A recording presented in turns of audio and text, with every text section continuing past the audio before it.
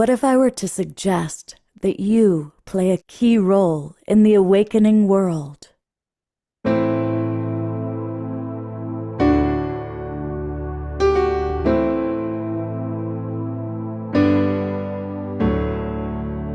that you are watching this because you have heard the call.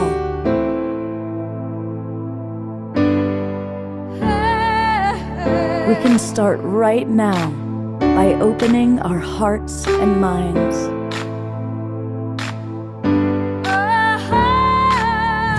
Welcome to the awakening world.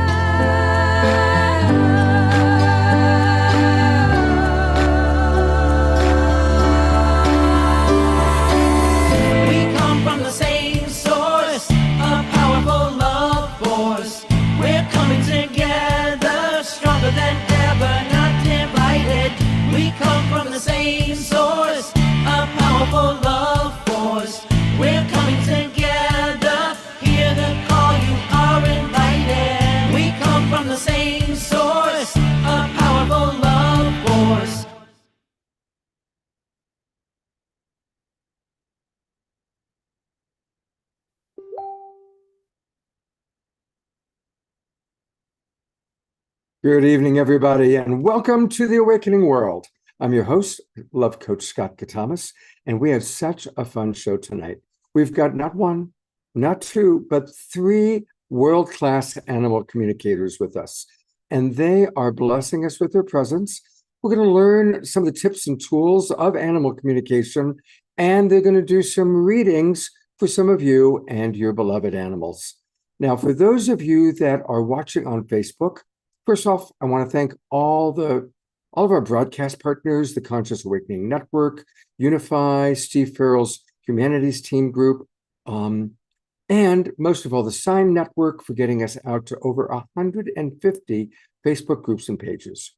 And if you are watching on Facebook, come on into the Zoom room. This is the time to join the Global Peace Tribe, because then you're going to be able to have a chance to get in the queue to possibly get a reading for one of your animals, or one of your pets, or maybe well, I won't go there. I was going to say something that, well, anyway, it's easy to join us. What you're going to do is you're going to go to globalpeacetribe.com, globalpeacetribe.com. When you go there, this is our website.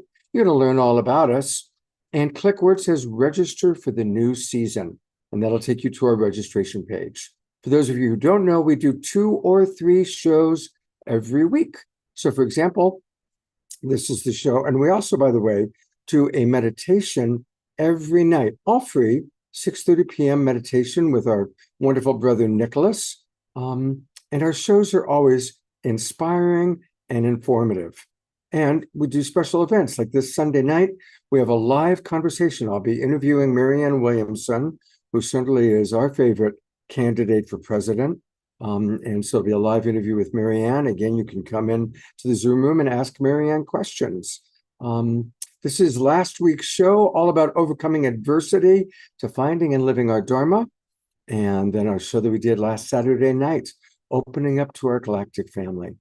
So we do lots of wonderful shows. Tonight is going to be amazing with our wonderful animal communicators. We're going to meet them in a moment, but go ahead, get ready. Let me know if you want to come on in and get a reading. For those of you who don't know, every show we have lots of music. And on Wednesday nights, our music is provided by our wonderful house musical artist, the one and only Omashar. Hello, brother. Hey, it's a dog's life, or is it a cat's life, or a budgie's, or I think there's a snake and a parrot and some goldfish. So we're in good company tonight. You got all the bases covered. I got all the bases covered, man. And this is a song called "Feel the Love," and so let's feel the love of our. All right, and everybody, remember to move and groove to the music, including our animal communicators. And take it away, Omashar.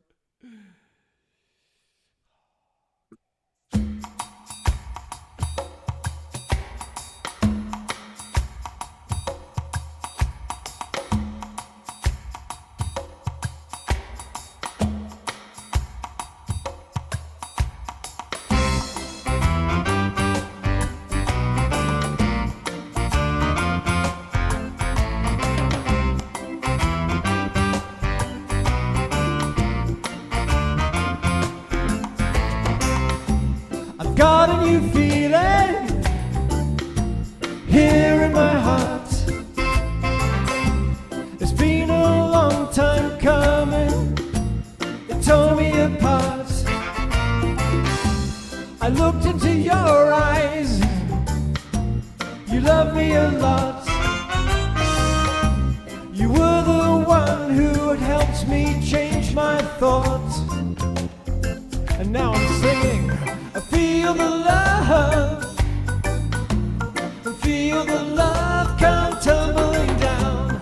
I feel the love, and let it turn you around, turn you around. We're singing, I feel the love, I feel the love come tumbling down. I feel the love, and let it turn you around, turn you around. You looked into my eyes, you spoke only truth. I found I couldn't live with myself until I opened to you, opened to you. So now I'm doing the right thing, it's doing the right thing. It's the only way I know, and I'm not ashamed of myself. I'm just going with the flow, going with the flow and singing. We feel the love, I feel the love come tumbling down. I feel the love, and let it turn you around, turn you around. We're singing, I feel the love, I feel the love come tumbling down. I feel the love, and let it turn you around, turn you around.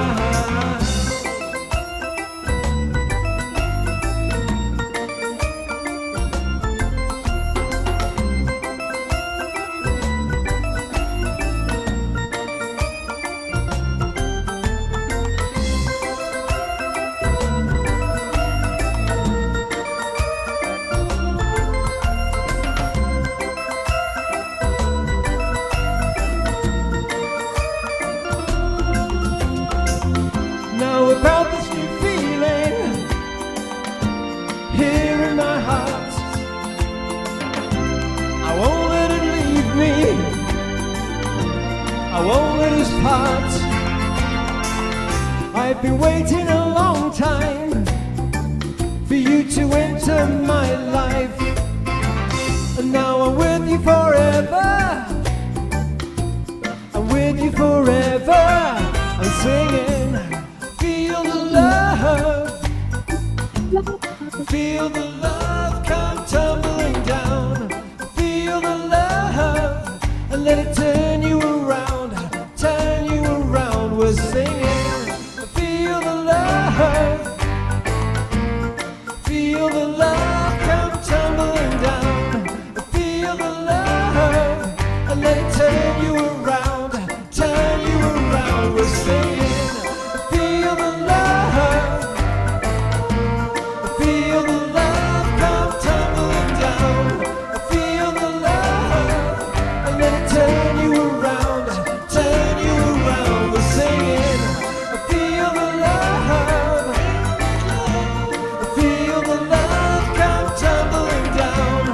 Feel the love, and let it turn you around, turn you around. And let it turn you around, turn you around. And let it turn you around, turn you around. And we can be happy.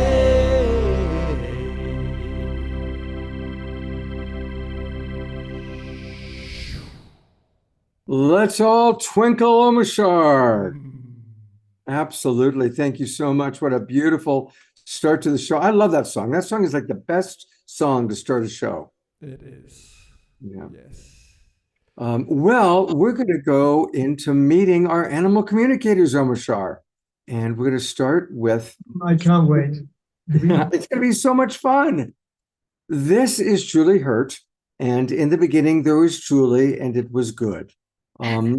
Julie is who I was first connected with. A little bit about her. She is a certified soul level animal communicator, certified animal soul professional communicator, and a certified soul level intuitive coach. She's also a writer, mystic, teaching assistant for the Danielle McKinnon School, social media director for the Animal Communication Collective, which we're going to learn all about.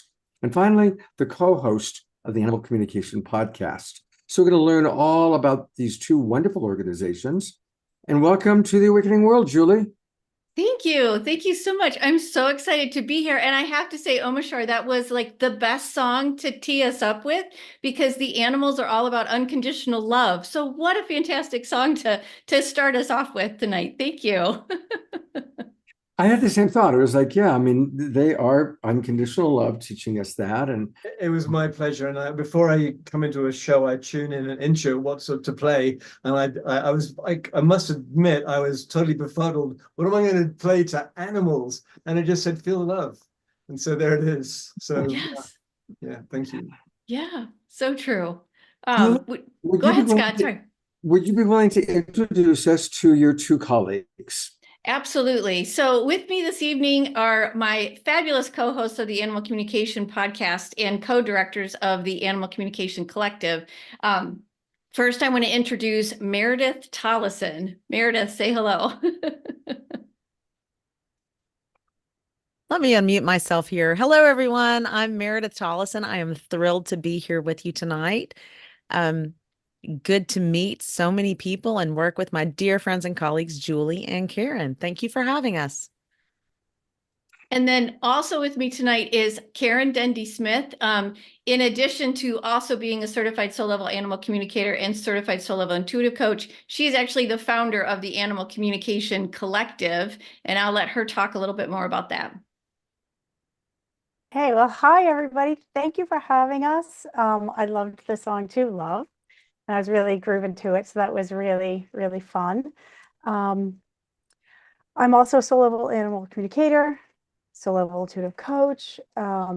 Also have a background in Chinese energy medicine and meditation and Qigong. Been doing that for a few decades now, and that's what brought me to the animals in a lot of ways. So, but the Animal Communication Collective, which we're so excited to just share with you all about, because it really is in the vein of true love.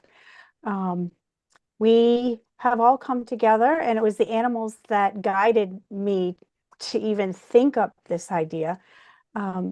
We all have come together, about 30 plus of us animal communicators who are all professionally certified. We all came together to kind of organize and volunteer our time, and we work together to help raise funds and awareness for animal rescue shelters and organizations all around the world, actually doing these really fun animal communication events online where we do live readings like we're going to do for you this evening. And the really cool part is all the ticket sales and raffle tickets and all the fun things that we offer that evening. All of the proceeds go to our partner of the evening, like Moondog Farm, which is how we met you wonderful people. So yeah, so it's really fun. We all come together. We do it out of the goodness of our heart and because we love animals and because the animals asked us to help. And that's the Animal Communication Collective. Beautiful. We're looking forward to learning all about it. And I've also learned that Karen leads wonderful meditations. Our beloved brother Nicholas got a new job, and he said, Scott, tonight's my first night. So I got a text just about an hour ago asking if we could cover for him tonight. But Nicholas will be back next week. And Karen has offered very kindly to lead our evening meditation to help us drop in. So take it away, Karen. Well, I've seen Nicholas, so I don't know if I can meet his standard, but I'm going to try. We're never competitive here. I know, he's wonderful. So, so I would like to start by asking everyone to just take a couple of deep breaths in through their noses, just to get grounded and settled. Just breathing in through our noses, filling up the breath through our hearts and souls and our chests, and continuing to bring that beautiful breath down into our abdomens, letting that expand like a balloon. And once it's full, gently let the breath out with our noses, but imagine sending that breath down our legs and out the soles of our feet, deep into the core of the earth to connect to the earth. And with each breath in, And I'm going to open the gate to a beautiful healing energy that guides us all and supports us in the universe. And I'm going to say this mantra out loud while we gently are breathing in this golden energy from above, through our hearts and souls, down into our abdomens, and then breathing out, sending that beautiful energy down our legs and out the soles of our feet. With hands, palms facing up into a receptive pose. As we breathe in and out gently, we say, take kindness and benevolence as basis. Take frankness and friendliness to heart. Speak with reason. Treat with courtesy. Act with emotion. Accomplish results. As we gently breathe into our own hearts and souls, into the universe inside that is just like the universe outside. We drop into that unconditional loving space in our hearts. And together as a collective this evening, we imagine and call on and invite all of the beautiful animals and souls that are here to support us in this community and guide us through the messages that we will be giving to everyone tonight. As we all convene together, we imagine we're convening in the most beautiful sacred space deep in the universe and the night sky, where we are protected by the divine, no matter what each of us thinks that is. And in our sacred space, we ask that all the information that comes through this evening is for our best and highest good and the good of all, and continues to evolve and heal all hearts and souls who are here tonight and whoever chooses to watch this in the future. And we thank the animals and we thank the divine for supporting us and delivering messages of love and support to everyone here this evening. And as we continue to breathe in that beautiful light into our hearts and souls, into our abdomens, releasing that breath down our legs and out the soles of our feet into the core of the earth, we have a recognition that our heart and soul is the connection between heaven and earth. And we ask one more time, take kindness and benevolence as basis. Take frankness and friendliness to heart. Speak with reason. Treat with courtesy. Act with emotion. Accomplish results.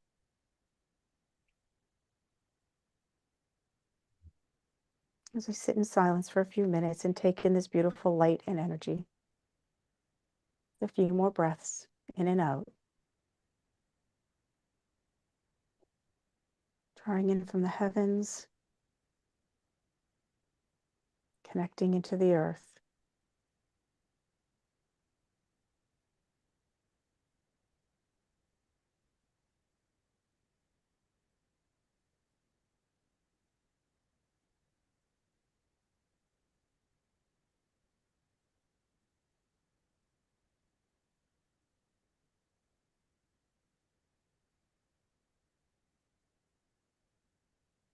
With love and gratitude in my heart, I thank you all. And thank you all for joining me in this meditation. Thank you so much. That was beautiful. It was really, really beautiful. Thank you. Thank you. I'm gonna bring all of you up. Now,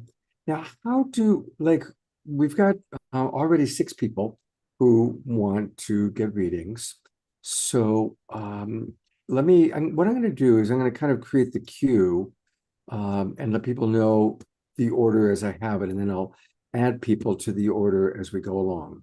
So I'm actually going to get us off to a start by having you meet my little girl, Jasmine Bear. Since we'll start with a live being.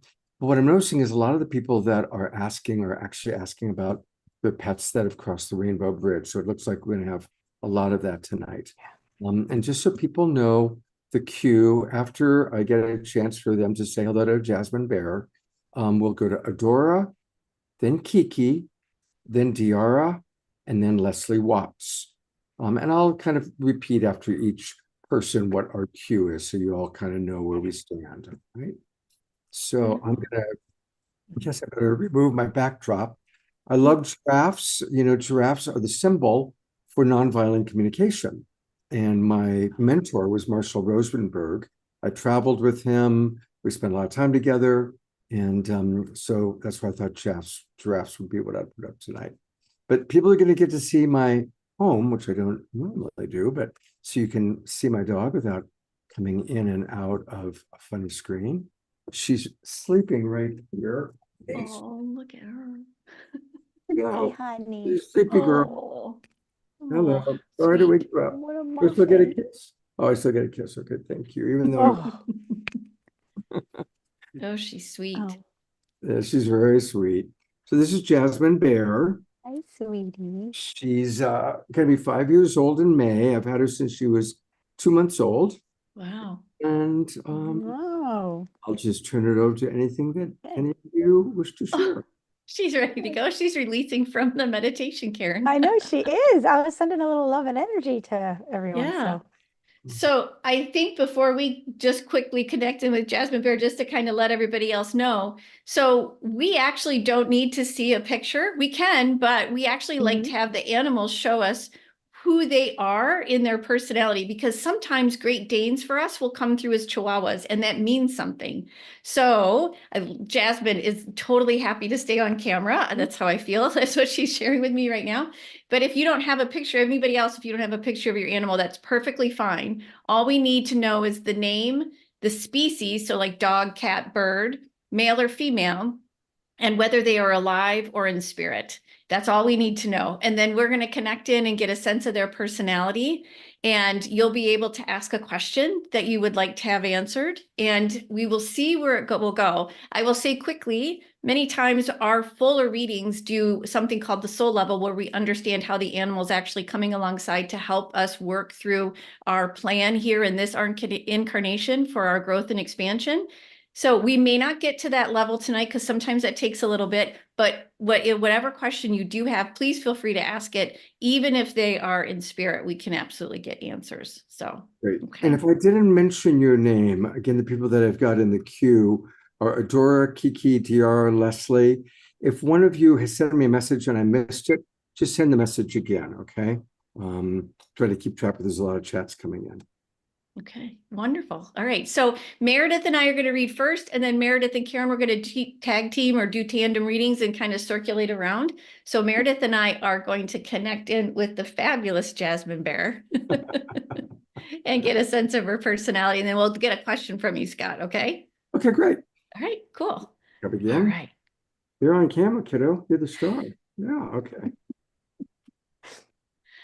Oh, so I know I see her giving you kisses, but I do want to say that there is a sense of pride that I feel with her. As she comes towards me and she's with me, I feel like I want to push my shoulders back and push my chest out a little bit more. And I hear her say, I'm the ambassador. I'm the canine ambassador for all of this. And I am so proud to absolutely be here. And she feels like she has a really strong job to do for you in particular, Scott, to give you support. And like from a place of love, but this really strong support. So at the end of the day, you've got someone that you can she's always there for you, and she's never going to go anywhere, but she's really proud of that. Meredith, what are you getting? I love it. She is, she's showing me immediately that she really kind of likes being on screen.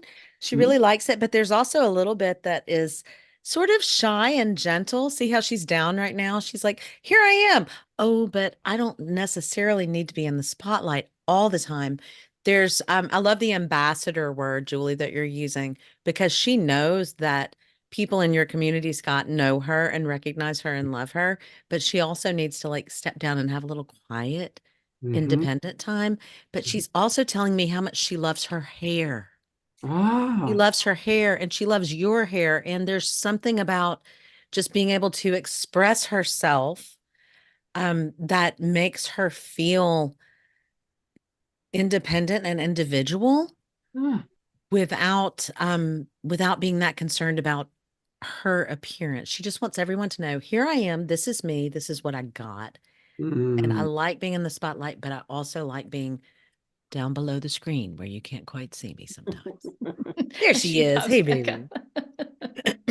What else you got, Julie? Well, so the other thing, I know she talked about being the ambassador for all of this group that's here online, but she is showing me that I saw something on Facebook, Scott, about where you are living right now, and there is something about her doing her daily rounds and being able to go say hello to every single person. Now, there's also the aspect that she gets a treat wherever she makes her rounds, as well as a little bit of like a hello and a little check-in, a little bit of visitation. But it's that moment of connection that she's very much all about. And she loves to just say, hey, everybody, you okay? Are you okay? Are you okay? All right, cool. Then she likes to get her little treat and then she goes on her little way. And there's some zoomies involved as well. She shows me she very much loves running around the property and being able to get what she calls get the wiggles out and get moving around.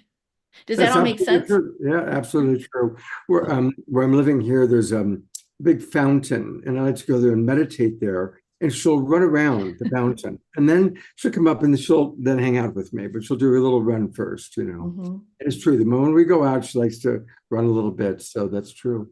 That's cool. Well, I don't want to take up too much time, but I have one question, then I'm going to turn it over to our people. Yeah.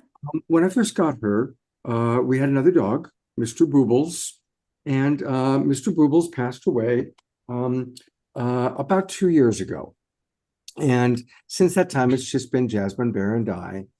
And I'm just curious if you get any kind of a hit of whether she would like to have me get a buddy, or if she's really preferring now to be solo dog.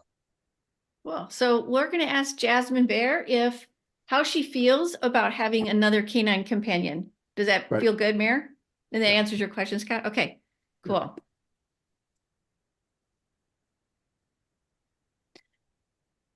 So, Mayor, I'll be curious what you get, but I hear her say yes and no.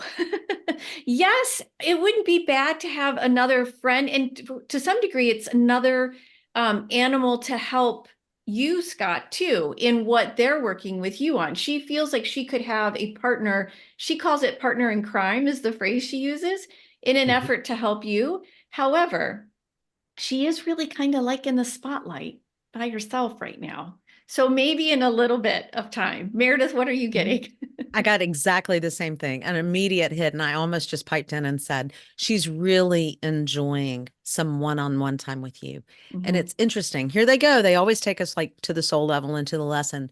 Since we connected with Jasmine Bear, I've been clearing my throat a little bit. And for me, well, I should ask you if that means anything to you.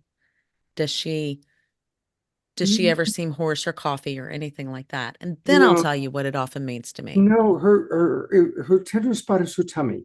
Sometimes she has little tummy issues. Okay. Yeah. Okay. This is coming through to me, and this is one of the things that often shows up in my toolbox, if you will. That's pretty common in if I have to clear my throat like that, it frequently has something to do with working with you, Scott, on being comfortable speaking your truth, standing up for yourself and talking about the things that you feel strongly about and the things that you believe in without hesitation or regret or malice.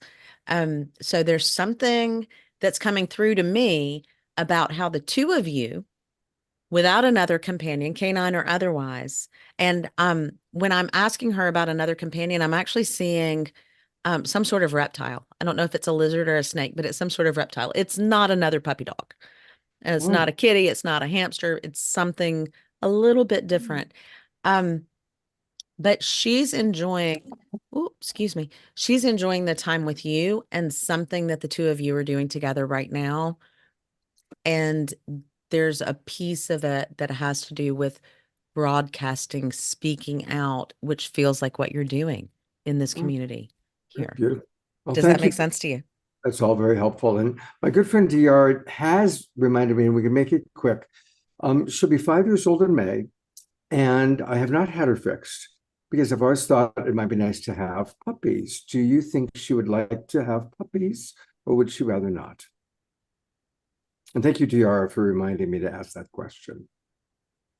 I'm hearing no, would rather not.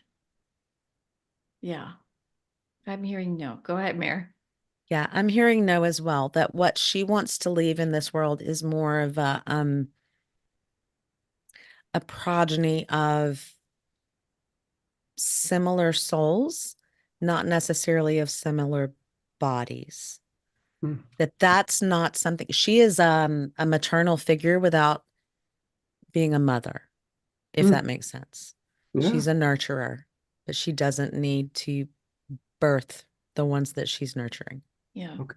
And Scott, I just want to say this, the snake, the lizard or snake, the lizard thing, right? Lizard mare or snake? Yeah, some sort of reptile. I don't know. Is it a Yeah. lizard or a snake? I'm not sure. She was showing me that there's one on the property already that she has, and it feels like it's outside, that it's not necessarily someone's, that someone's not watching it or is their guardian, but more that it's around somewhere, maybe even around the fountain that you mentioned, that she visits with frequently. Wow. Okay. So Well, I'll keep an eye out. Yeah. I'll keep an eye out. Thank you so much. That was You're welcome. awesome. A wonderful start. I'm going to exit the screen and introduce you to our wonderful Adora. Adora is one of the people that always is with us, one of our favorite dancers. And take it away, Adora. Awesome. So, Julie, should I do this one with Karen? Okay. Adora, so we just need to know from you the name of your animal. Her name is Grace. I call her Grace. Grace, and she's a female. I'm sorry, I kind of overtalked you there. female cat and very much alive. Grace, Excellent. female cat, alive. Okay. And what question do you want to ask of Grace? Well, I believe she's reincarnated, and I would like to know why she came back. So you would like to know if you'd like to know what Grace needs you to know about whether what help me with this, Karen. Yeah, I'm trying to figure. Okay. Are Have you you been trying to together ask before? if she's been reincarnated from another animal that you already had in your life, or Well, I want to get very clear with her on the question. right. I'm the trustee of a house, and the owner of the house left the house in a trust for his cats. And Ah, there was an original George and Gracie, and the original Gracie disappeared. She was going to die. She wanted to die in the bathroom right across from my room, but I didn't want to have to find her there, so I didn't let her in there. And then we never found her body. We have no idea where she went. And then George died, and then we got down to 2 cats, and they weren't getting along. So one day I was just doing yoga, and it's like, we need another cat. We need another Gracie. So I got up and looked online, the SPCA. I'd never done that ever before, gone there and looked, and I scrolled down, and my God, there's Gracie. Same name. He looks exactly like the original Gracie. okay. So I was down in Aptos, and I called my housemate who takes care of the cats. I don't live there currently. And I put a hold on Gracie. And then I went up to pick her up, and she was in the room with all the cats and sitting in the window. And I was like, oh my God, that's Gracie reincarnated. So I brought her. Okay, So don't let's tell us stop. anymore. Let's stop there. That's a lot of info. Yeah.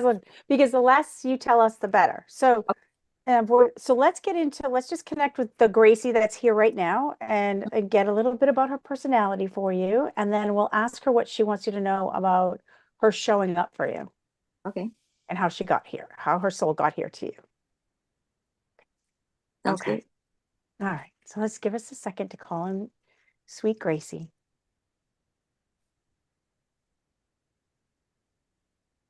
So I immediately get, Adora, that this is how I'm going to get your attention. Like, I have to look this way. I have to sound this way. I have to show up for you in this way to get your attention. I'm going to ask the question about what her connection might be with the previous Gracie. But what she's showing me is they are 2 separate souls, 2 separate beings, but somehow contractually working together. For her to know how she needed to show up, when she needed to show up, and where to get your attention to bring her in. And her name, Gracie, was obviously very significant in getting that attention. I'm going to ask her a little bit more about her personality and why that was important, while Karen gives us a little info about what she got about her personality. So when I connect in with Gracie and she comes in, I feel my head really strongly. Like I feel headstrong. I feel very focused in my mind, and very confident in my being. And she walks across my scene, like she's in my head, like my movie in my head. She's walking across this way as opposed to coming straight at me. Like I have a plan as opposed to trying to please you. There's like more of a knowing that she's very confident in herself and her plan of being in this life. I also am not, does that make sense to you, Adore? Does that resonate to you with her personality? Oh yeah. I mean, I don't told me not to tell you what much, No, but we want to know if that makes sense, but we don't want you to elaborate yet. yes. Okay, cool. Yeah, I agree with you, Karen. It feels very purposeful. Here I go clearing my throat again. It feels like, as I said, she showed up at a time for a reason to get someone's attention, your attention, your housemate's attention, somebody's attention. And she feels like she's on a mission, that there's definitely something that she needs to handle. But it feels like she wants to handle it. She's no nonsense. She's not going to dance around the issue, dance around the topic, whatever it is that she's bringing forward. She is going to deliver information to you in a very straightforward way, and in a way that you and whoever is around her can receive and understand. But she feels extremely direct, extremely no nonsense, and sort of impatient and perhaps a little irritable if she doesn't feel that she's getting the attention, the acknowledgement that she needs when she's trying to. I can literally see her on a podium with a megaphone going, "Hey guys, everybody listen up. I have something to say, and you're going to hear it, and you're going to hear it now." And she wants you to hear it and understand it. She wants to say it one time. She doesn't want to have to repeat her message and escalate it. She wants it to be very direct and very straightforward. Does that sound like her personality to you? That could be, yeah. I'm not around her very much anymore, Mhm. but She is, I will say that my whole head is like all lit up and I feel like I'm floating when I'm talking to her. Um, Very connected to spirit, this cat.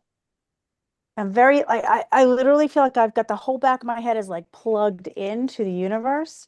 And then I have this extra sensory knowledge going on all the time. I mean, that's true of a lot of cats, but this is like amped up.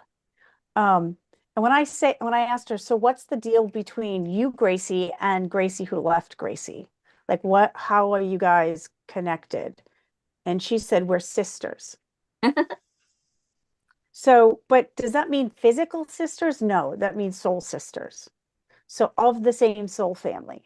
So when you think, when you're asking, are you reincarnated? She is reincarnated from the same soul family, part of the same soul system, but not literally the same star soul that was the other Gracie, but they are truly connected. So it's no wonder why you resonate with her as if she were part of the other Gracie, because they actually literally are soul family. From the Santa Cruz.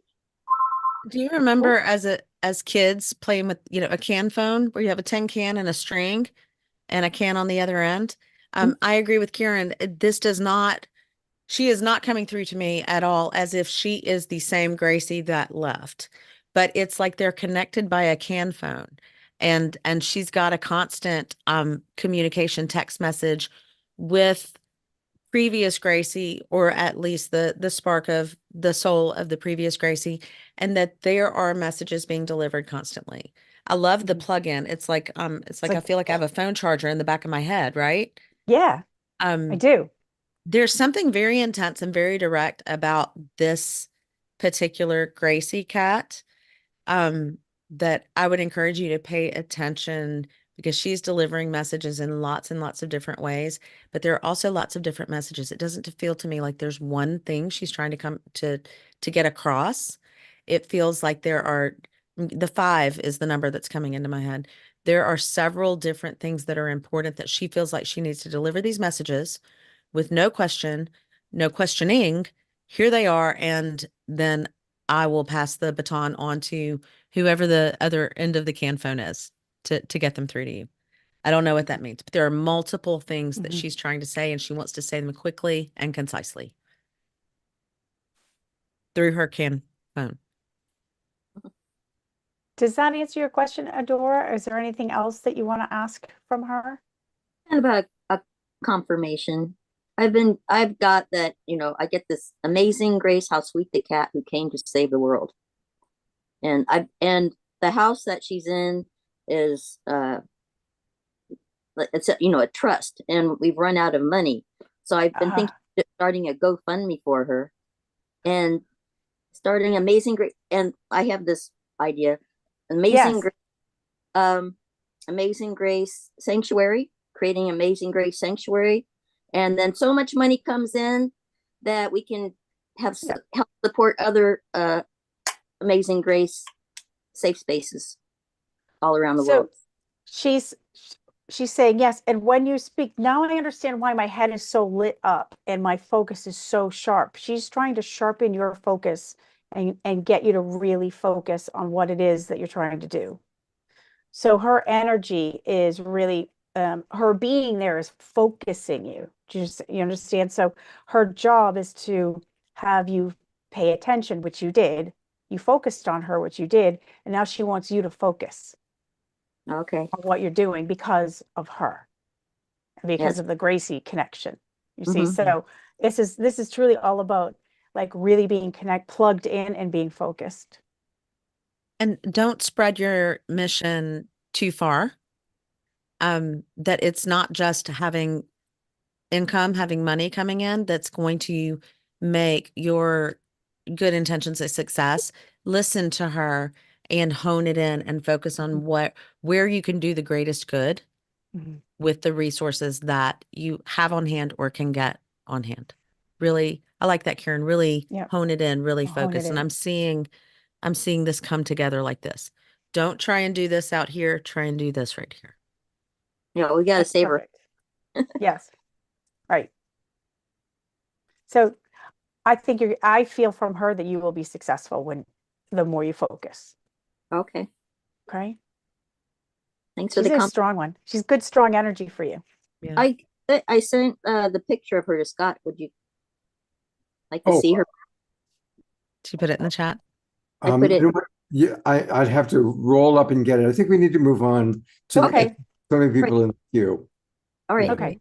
Thank you, Adora. Thank you. I have brought up Kiki. Kiki is also, like Adora, one of our favorite regular Global Peace Tribers. So take it away, Kiki. Oh, and I guess, and we're going to bring back Julie, and which of you are going to turns into a pumpkin? So Meredith takes a break now. Meredith takes a break. Yeah. Hi, Kiki. How are you? Hi, I'm wonderful. Gosh, I see I'm going to have to call you all up because I have so many animals, past, present. Many questions. So I'm going to pick the one that's the most important right now that I need to work with, and it is a horse, male, alive, and his name is Cash. Wonderful. And what is the question that you have for Cash? I'm going to have to sell him and 2 others because of finances. Okay. And I've been talking to them and telling them that they need to help manifest a buyer that's going to, do what he needs. He needs work. He needs something to do in a job. Okay. And so do the other 2. So if we ask Cash, how can he help give you the insight? I'm thinking about this, Julie. We've done this before for people when they have to do something like this. We ask the animal, what does your human need to know? What should they be looking for in the right partnership for the next human that you go to? I hope understands, because I've had him since he was 4 months old and he's like 17 now. So So we can make sure he understands what's happening and that he's been, which I already feel that he's, but yes, it will confirm that for you, Kiki, and then Karen, you'll have to rephrase the question when we get that far. Okay. Yeah. If you don't mind. Okay. Yeah, I don't mind. Cool. Yeah. And I just have to say real quick as we get started, it is so important to ask our animals questions like these, or the question that Scott asked of Jasmine Bear too. That's what they want. They want to be part of that conversation. So thank you so much, everyone, for asking the animals these questions. Sorry, Karen. I just wanted to say that. No, that's important. Jasmine Yeah. Bear wanted me to say that earlier. Yeah. Okay, so let's just Okay. hone in a little. Let's let Cash come through and share a little Yeah. bit about his personality. And then we'll go into the question.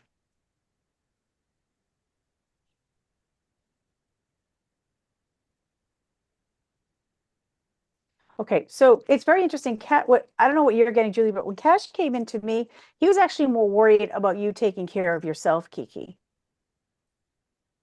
He said Kiki needs to take care of herself. True. And that his goal is to make sure that that happens for you.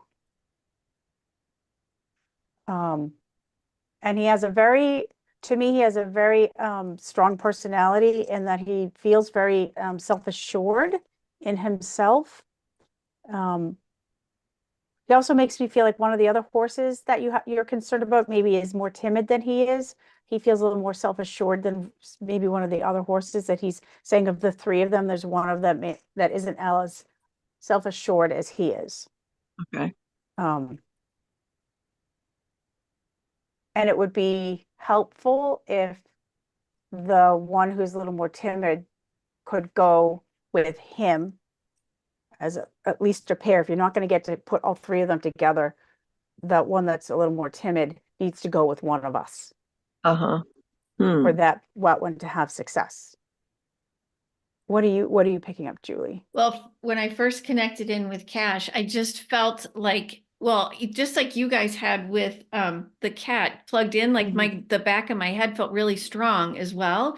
But I also felt like I just needed to kind of do this and let my mane fly, and that I just feel really, you did mention work, but I feel like there's a strength to him, and I feel like his legs are rather, like particularly his feet are rather solid and on the ground and big, and just he feels absolutely, and he shows me a horse that's really, he actually shows me, I don't know why he's showing me Fabio, but with the hair and everything from back in the day, like he just has a really strong sense of self too. Yeah. And as far as what some of the things that Karen was saying too, he is aware of what's going on. And he is very, very grateful that you speak with him as you do. And he does show me you speaking heart to heart, and he absolutely understands. Just as Karen said, I do see him as the leader of the three. He does show that. He shows me as a triangle, and he's up at the top. And he would very much, like Karen was saying, want to stay. He'd like all three to stay together, but he understands if they do have to be but he does feel like he and the other two are putting energy out there, so that someone comes along and says, no, I'm happy to take all three and keep them together. And you mentioned about having them work and being able to do something. It feels like for the betterment, what he says, for the betterment of kids. Oh my God, I saw kids too. Yeah. Yeah. He'd love to be able to help children somehow, whether it's, he's giving me different examples about how equine therapy can help kids, autistic children's, nonverbal kids, things like that, whatever it may be, or even kids that don't have an opportunity. He's even saying this, to be able to work with animals or be out in nature and show them that, animals aren't scary, particularly horses that can be bigger. Yeah. Yeah. Karen, anything, what else? I was seeing the kid thing too, and I was like, oh, really? And then you said it, and I was like, oh my gosh, it is. And I actually saw like deaf kids, and even kids with like sight impairment, like him being able to help in that way, because he feels so calm. He feels so confident that he would stand there while they like touched him. Does that make sense to you, Kiki, what we're saying? Well, and maybe in some ways, sometimes he doesn't stand still, but maybe he would for kids. Maybe he would understand that, that connection, that their disability. Yeah. And he would hone in on it. Yeah. I'm hearing you say he has a strong personality, and he likes to throw his head like that, like you were doing.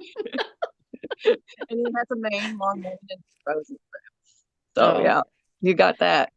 Well, that heart-to-heart connection that he has with you, he feels like kids are much easier, even if they aren't, completely full able body. He feels like there's actually, if they're not full able body, some of the filters aren't there. And so he feels like he's able to connect with them from that heart to heart that you already experience, he says. Okay. Yeah. All right. Yeah. Yeah, it's a Karen? hard decision to have to do, but Yeah. Yeah.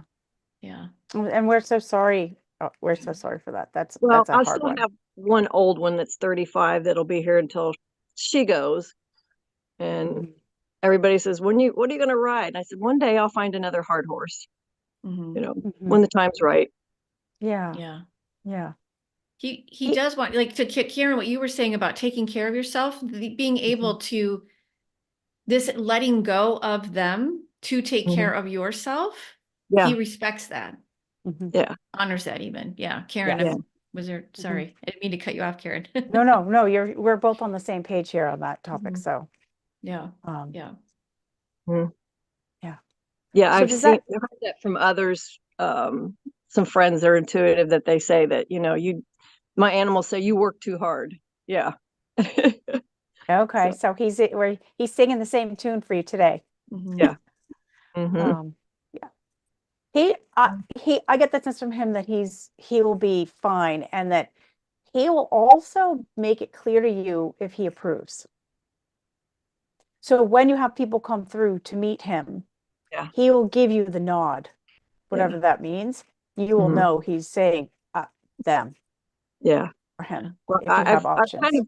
I've put it out there for quite a while that they're for sale, but I won't put it on the internet. I just don't want anybody, I can't take them to an auction or anything. It's got to be the right people. Yep. Yeah.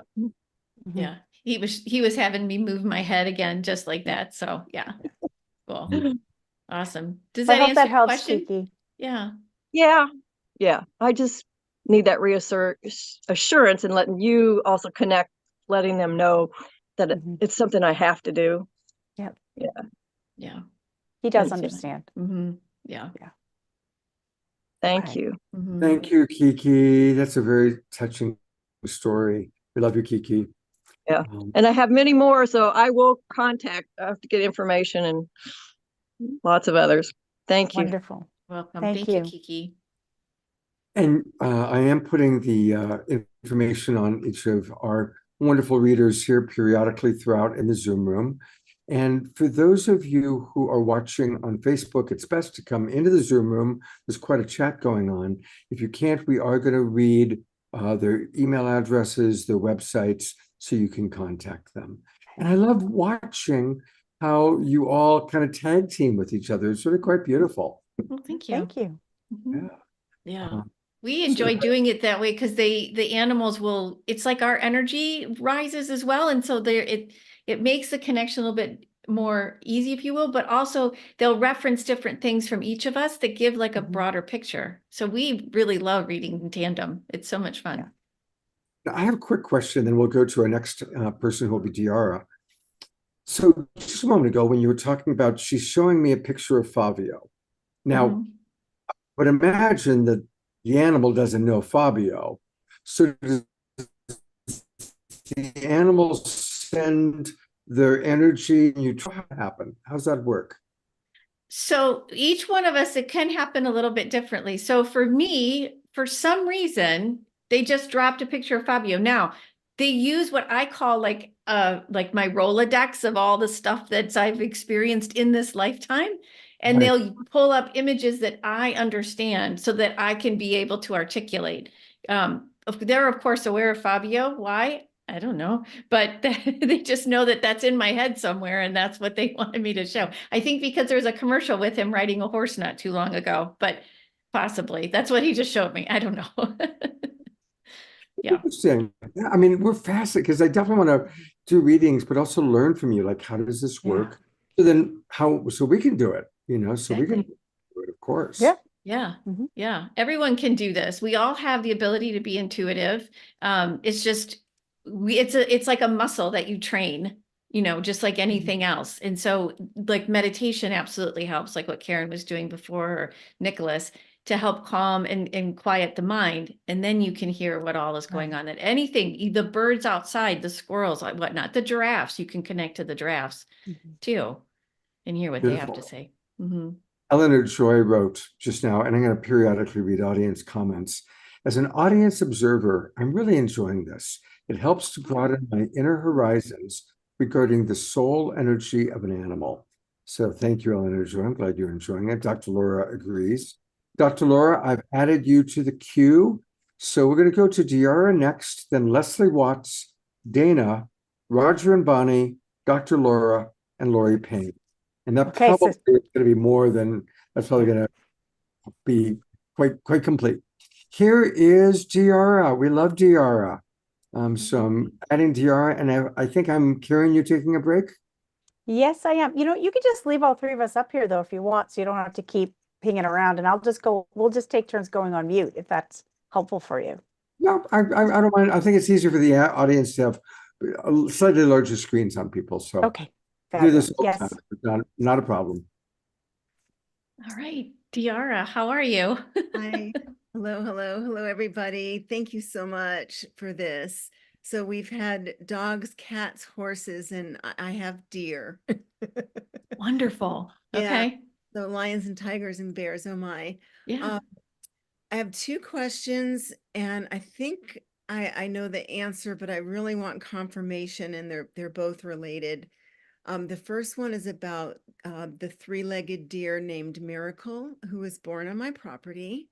Okay. And she's a young lady now, and I haven't seen her in a while, and I think she may have taken off with one of the bucks and a side herd, so I'm hoping she's happy in her new environment because her mother and her sister weren't very nice to her. Okay. And then the second question is about the herd. There's a pathway between my neighbor's house, and the deer come through and jump down in my yard and hang out or move on. And he's going to be putting up a fence because they're eating his hedges, and you know, we love them, and I know it's a tough decision, and I want to make sure they're going to be okay. It's really painful. Like, I wasn't going to ever sell the house or move unless it was someone that promised to keep that deer trail open. Mm. And I know that there's already been a change in their migration pattern just by me living here, and there's a neighbor next door has a dog, and Mm. so as you can tell, I'm getting emotional, and so we're probably dropping into soul level stuff too. Yeah. Yeah. Okay, so Meredith, we're gonna first connect with Miracle female deer alive.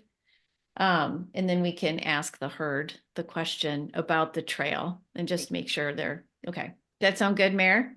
Yeah, it sounds good. And I love that this came up, Julie, with your wild deer experience and lessons in life. I love that this came up. I know, I do too. Yeah. Do you mind if I just jump right in? Because Go, I see yep. Miracle riding on the back of another animal. I'm only seeing the top of it. You said that there was a buck, so I could assume that might be it, but it's kind of like, and this is hilarious, Scott. This goes back to the question that you just asked earlier.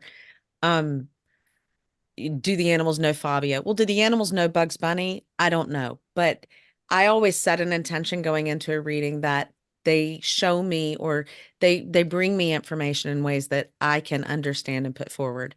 And I get a ton of Bugs Bunny references. So here's one. Do you know the Bugs Bunny comes in on the back of the big horse that's on its tippy toes, tinky tinky tink, in the Wagner killed a wabbit, killed a wabbit. So I see Miracle posed like Bugs Bunny on the back of this glorious animal that appears to be, I only see the back of it, very muscular, very sleek. Is this a buck? Is this a beautiful horse? Is this something Arthurian? I have no idea, but I see Miracle like on the back of this animal being escorted into some beautiful land. It's making me think of the cover of the paperback copy of the book I have of the copy I have of The Mist of Avalon. There's something very mystical about this to me. But she is glorious on the back of this steed that is carrying her off somewhere. Does that resonate with you at all, Yara?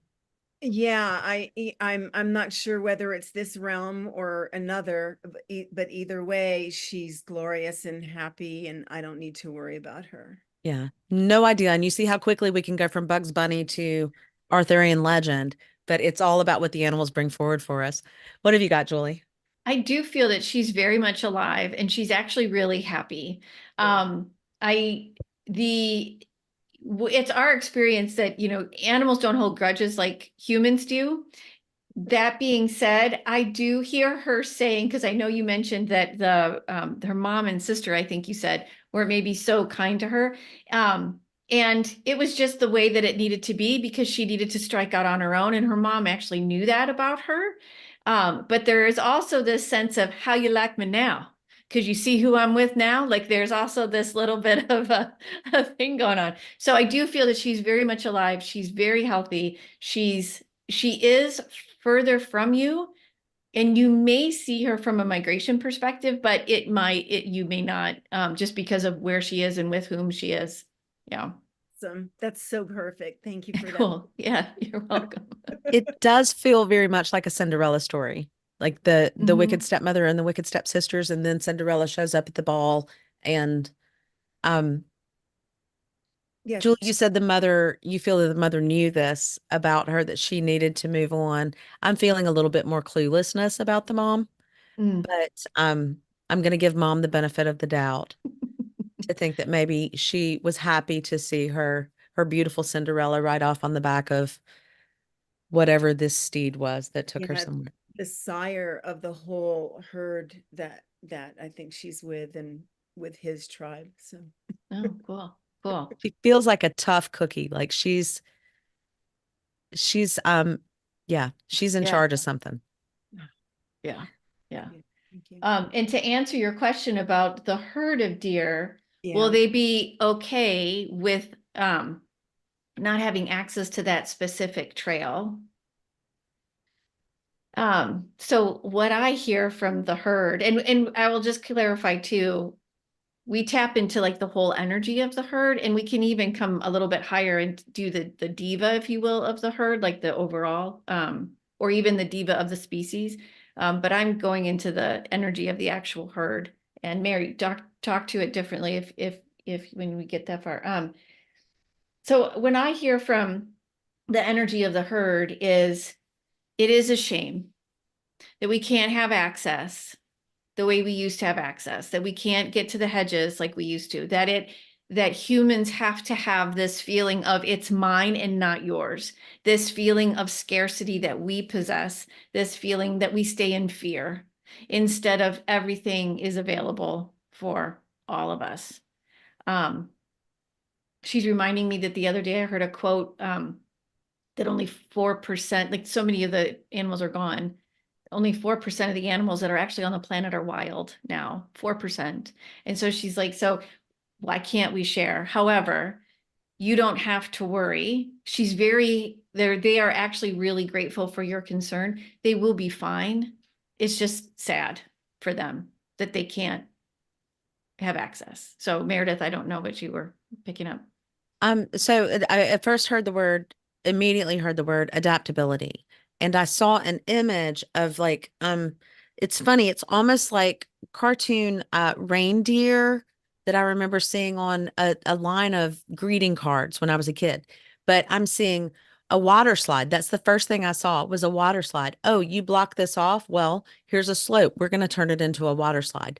Here's a fence. You think we can't jump over the fence? Adaptability is the word that I heard. You're going to try and change this for us, and we're going to turn it into what we need it to be. But there's almost, there's a sadness to it, but there's almost a, like a, hey, watch this. You do not give us credit for the things that we can become. we can make the changes we need to in our lives to the greatest extent possible, not to the ultimate extent, because we as humans, a lot of humans, have really overstepped our bounds into how we have changed the world for wild animals. But this particular herd is showing me adaptability, and we will overcome and we will be fine. And watch this, we'll eat your hedge from the other side and show you. Not out of spite, but maybe as a little bit of a joke. We're still here. We're still here. You can't move us completely. Yeah. Yeah. And what's funny is, as I'm saying that, I'm seeing Miracle show up. And it's almost like she's got a some modification advices. I don't know if this is a prosthetic she's showing me or whatever, but she's saying, you saw me as one that wasn't completely whole, and now I'm it's not necessarily in charge, but there's something regal about her, where she's completely respected in spite of having been considered not quite whole, if that makes any sense to you. Yes, yes, that does totally. And I know we need to move on. There may be one spot where they can squeeze through. Should I try and work with the neighbor or is it just a done deal and the deer and I are gonna cry and there's nothing we can do? As far as the neighbor goes, I hear them say for you, you don't need to waste your energy. We're going to be fine. Okay. You can help us in other ways just by, sharing your experiences with us. You can put, salt licks, whatnot out for us and things like that, but don't worry about, you can't tell some of these people, to change their ways. Okay. So use that energy for yourself and your love for them. Yeah. Yeah, they'll still have access to my yard. Okay. Yeah. Thank Yeah. you so much. Thank you. You're everyone. welcome. You're Scott. welcome. Thank you for taking care of them. Yes. Cool. We're getting a chance to meet some of our favorite Global Peace Tribers, which is really, really wonderful. Cool. We're going to bring up one more person, then we're going to do a little musical break, a little Omashar, give you all a chance to relax. Okay. And we're also going to take a quick break right now just to promote something very important. A few days ago, I got a phone call from Marianne's personal assistant. I've known Marianne for decades. She's been on my show many times before. And they said, Scott, we're doing a really big push. The Nevada primary next Tuesday, February 6th, is a very important one. It's important that, she does well and that we get some momentum going. Can you do something for us? So we've put together in just 3 days a big event. On Sunday night, I'm going to be interviewing Marianne Williamson. Reverend Michael Beckwith from Agape is going to join us. It's going to be a very special night. And I want to ask everybody, because we don't normally do shows on Sunday night, so we really need everyone to go to globalpeacetribe.com and register. I'll also put the link in the chat box for our Zoom family that are right here. But those of you watching on Facebook, go to globalpeacetribe.com. And really the best thing to do is join the Global Peace Tribe. Join us. Then you'll get the links for all of our shows, including the Marianne event. That's really the best thing to do. And I really want to ask people to also help promote it. We really want to support Marianne. We don't get political on this show. We're neutral. But I'll say that Marianne speaks our language so beautifully. Whenever I listen to whatever she has to say, she is a clear channel for spirit to flow through. And she's speaking a truth that sadly neither political party wants to hear, wants to express. And although it's unlikely, that she's going to get elected, her voice, we need her voice to be heard. So it's up to us as the Global Peace Tribe to support her. 4 years ago, she used my Zoom rooms for all of her Zooming. And after the election was over, our first show after the election, she came on and we did a special show with her as our keynote speaker. And it was hard because she had just watched Joe Biden and Kamala Harris, people she'd been on stage with, traveled with in their glory. They had their big event at 5 o'clock on Saturday after the election, and our show came on at 6. right into Marianne. And she said publicly on the show, she said, it's really good to be with my tribe right now. And her tribe needs her, or she needs the tribe again. So Sunday, 7 o'clock Pacific. I know it's a little bit late for those of you on East Coast, but please join us and please help promote this event. I'll put the information into the chat box. And thank you very much, everybody. All right, we are going to go to Leslie Watts. Then we're going to go to an Omashar song. Then we'll hear from Dana, Roger, Dr. Laura, and Lori Payne. That's the cue as we have it.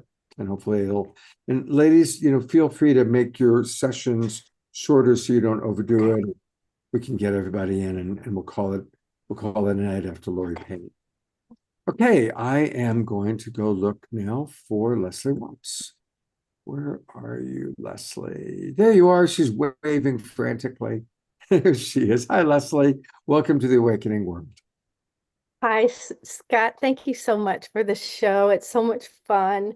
And ladies, I just love what you do. Thank you. I have two dogs. One died on Easter. His name is Andrew, and he had a very sick life with Addison's and a lot of shots. And Don't tell us too much. And then his sister, Emma, we still have her, and I'm just wondering if she might like another friend or if like Scott's dog is enjoying me. Okay. What's the name of the dog you still have? His sister? Emma. Emma. Okay. Karen, that immediately made me think of Andy. I know. I had a dog, my older brother dog was Andy. He was the first child of my family. So I had an Andrew in my family. And now my husband's name is Andrew. So I am like sandwiched between Andrews. And now you've got an Andrew. Okay. So your question was whether Emma would like a companion? That's a question, but I would love to hear from Andrew so much. Okay, so let's start with that, and maybe we'll get the other answer too, but we want to stay focused so everybody has a chance. But let's call in Andrew, okay, in spirit.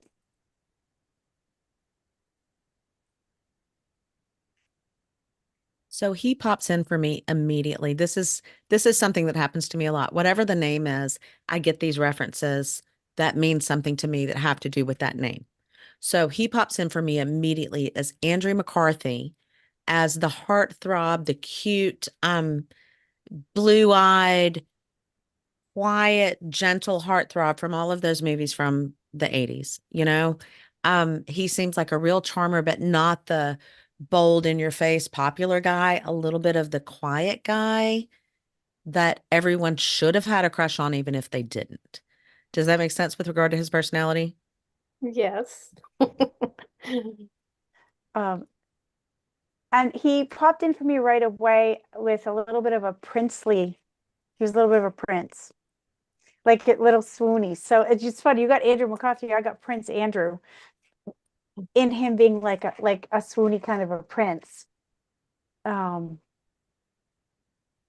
he seems like a real charmer. Yeah, like a real charmer. Like if he were a human, he'd have had a little bit of a silver tongue. Do you know, like he could convince people of things, but not in a bad or malicious way. Just knew how to move people. Almost like with that princiness or Andrew McCarthy-ness, right? We're like, I'll do whatever you say.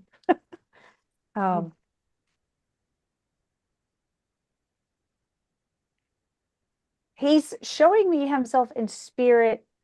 I feel it. So I just got to say it, raw data. I see a cat walking around him in spirit. I don't know if you had a cat or he has a friend that's a cat, but I feel like there's like a sidekick cat with him in spirit that he is kind of doing his work with. I don't know who it is. The tail is straight up with a little curve at the end, so I don't know. I'm hearing go way back to when you were a kid. Was there ever a cat? Yeah, there were many cats. So there is a particular cat with him as his sidekick, he's telling me. And they're kind of working together in spirit. So he's bringing Emma forward for me. I'm not necessarily connecting with Emma, but he's showing me his opinion of Emma. And there's a little bit of a big brother, little sister feeling going on here where he's telling me she's kind of a brat, but it feels like the big brother talking about his little sister. But at the same time, my big brother would call me a brat, but he would have beat up any guy on the playground had I needed defending. So I'm feeling a true sense of strong love, but he's not going to say that out loud. Does that make sense?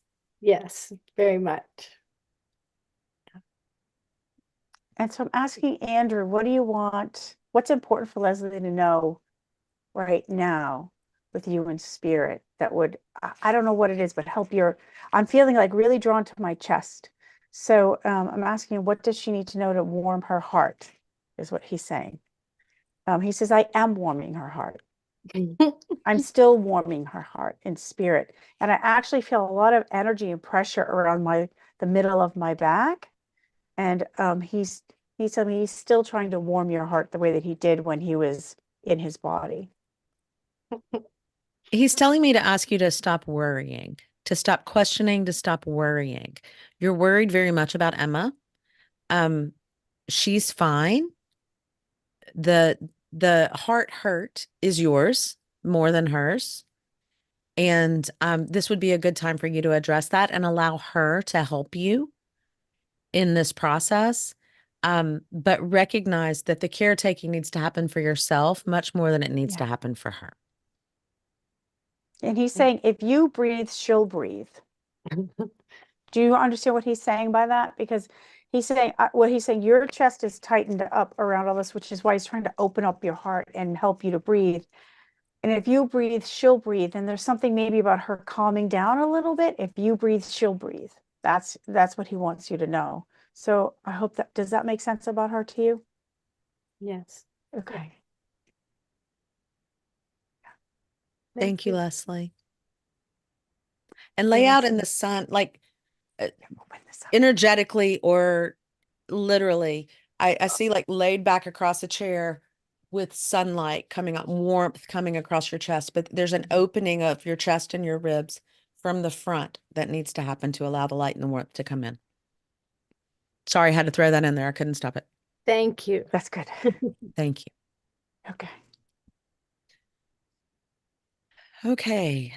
Karen, you and Julie. Yes. Is that right? Is that where we are? Yes. Okay. I think after music break. Yep. After music break. Yeah. We are having a music break. Oh, yay. Where are you, Scott? All right, here is first of all, this is such a wonderful show. People are loving it. I apologize. I got caught up responding to some people in the audience that are just loving the show. So thank you very, very much. Mr. Omashar. So, Mr. Omashar, it is a really wonderful show. When I was, not a show, expose, let's say. When I used to live in Mount Shasta, and I knew an animal communicator there, and she was saying that really it was a front for what was going on within the human, and whatever I perceive out of the animal from the human is really what the human's going through. I'm not saying that relates to what we're doing tonight, but it really tuned me in to how we are all this one spirit. And so the song I have here is actually, it's a novelty song. I didn't write it. My mother loved it. My grandmother loved it. My grandmother had 2 Dachshunds. My father had 2 Weimaraners and a Great Dane. My mom didn't have any any dogs because she was dog theist. But but anyway, this is a song. I don't know. Don't spotlight me because I might be embarrassed, but I'm gonna do it anyway. And here we go. Dogs in the Cloud. All right.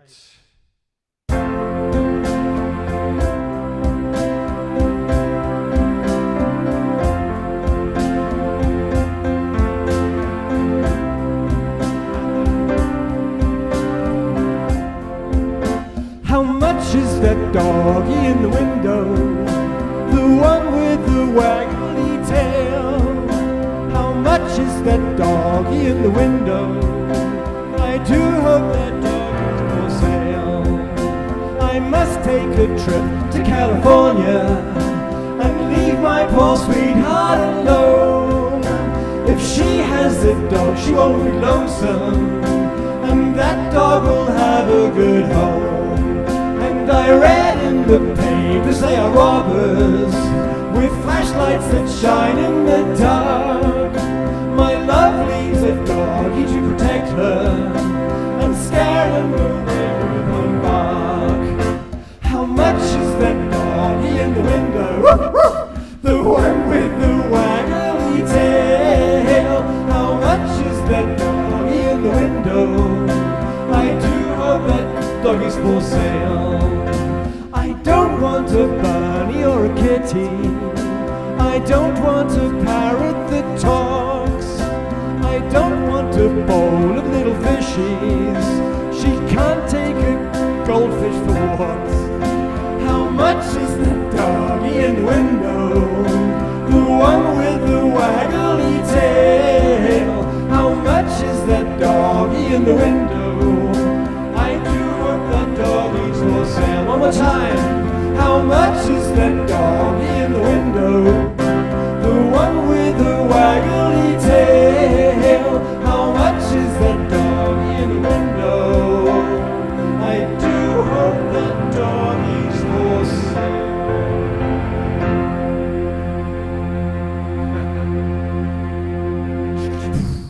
sale. That's old Twinkle Omashar. That was perfect. Absolutely perfect. I'm grateful. It was interesting because where am I? Here I am. I was rehearsing it today and upstairs. Oh, you just went mute. Yeah. You were rehearsing it today.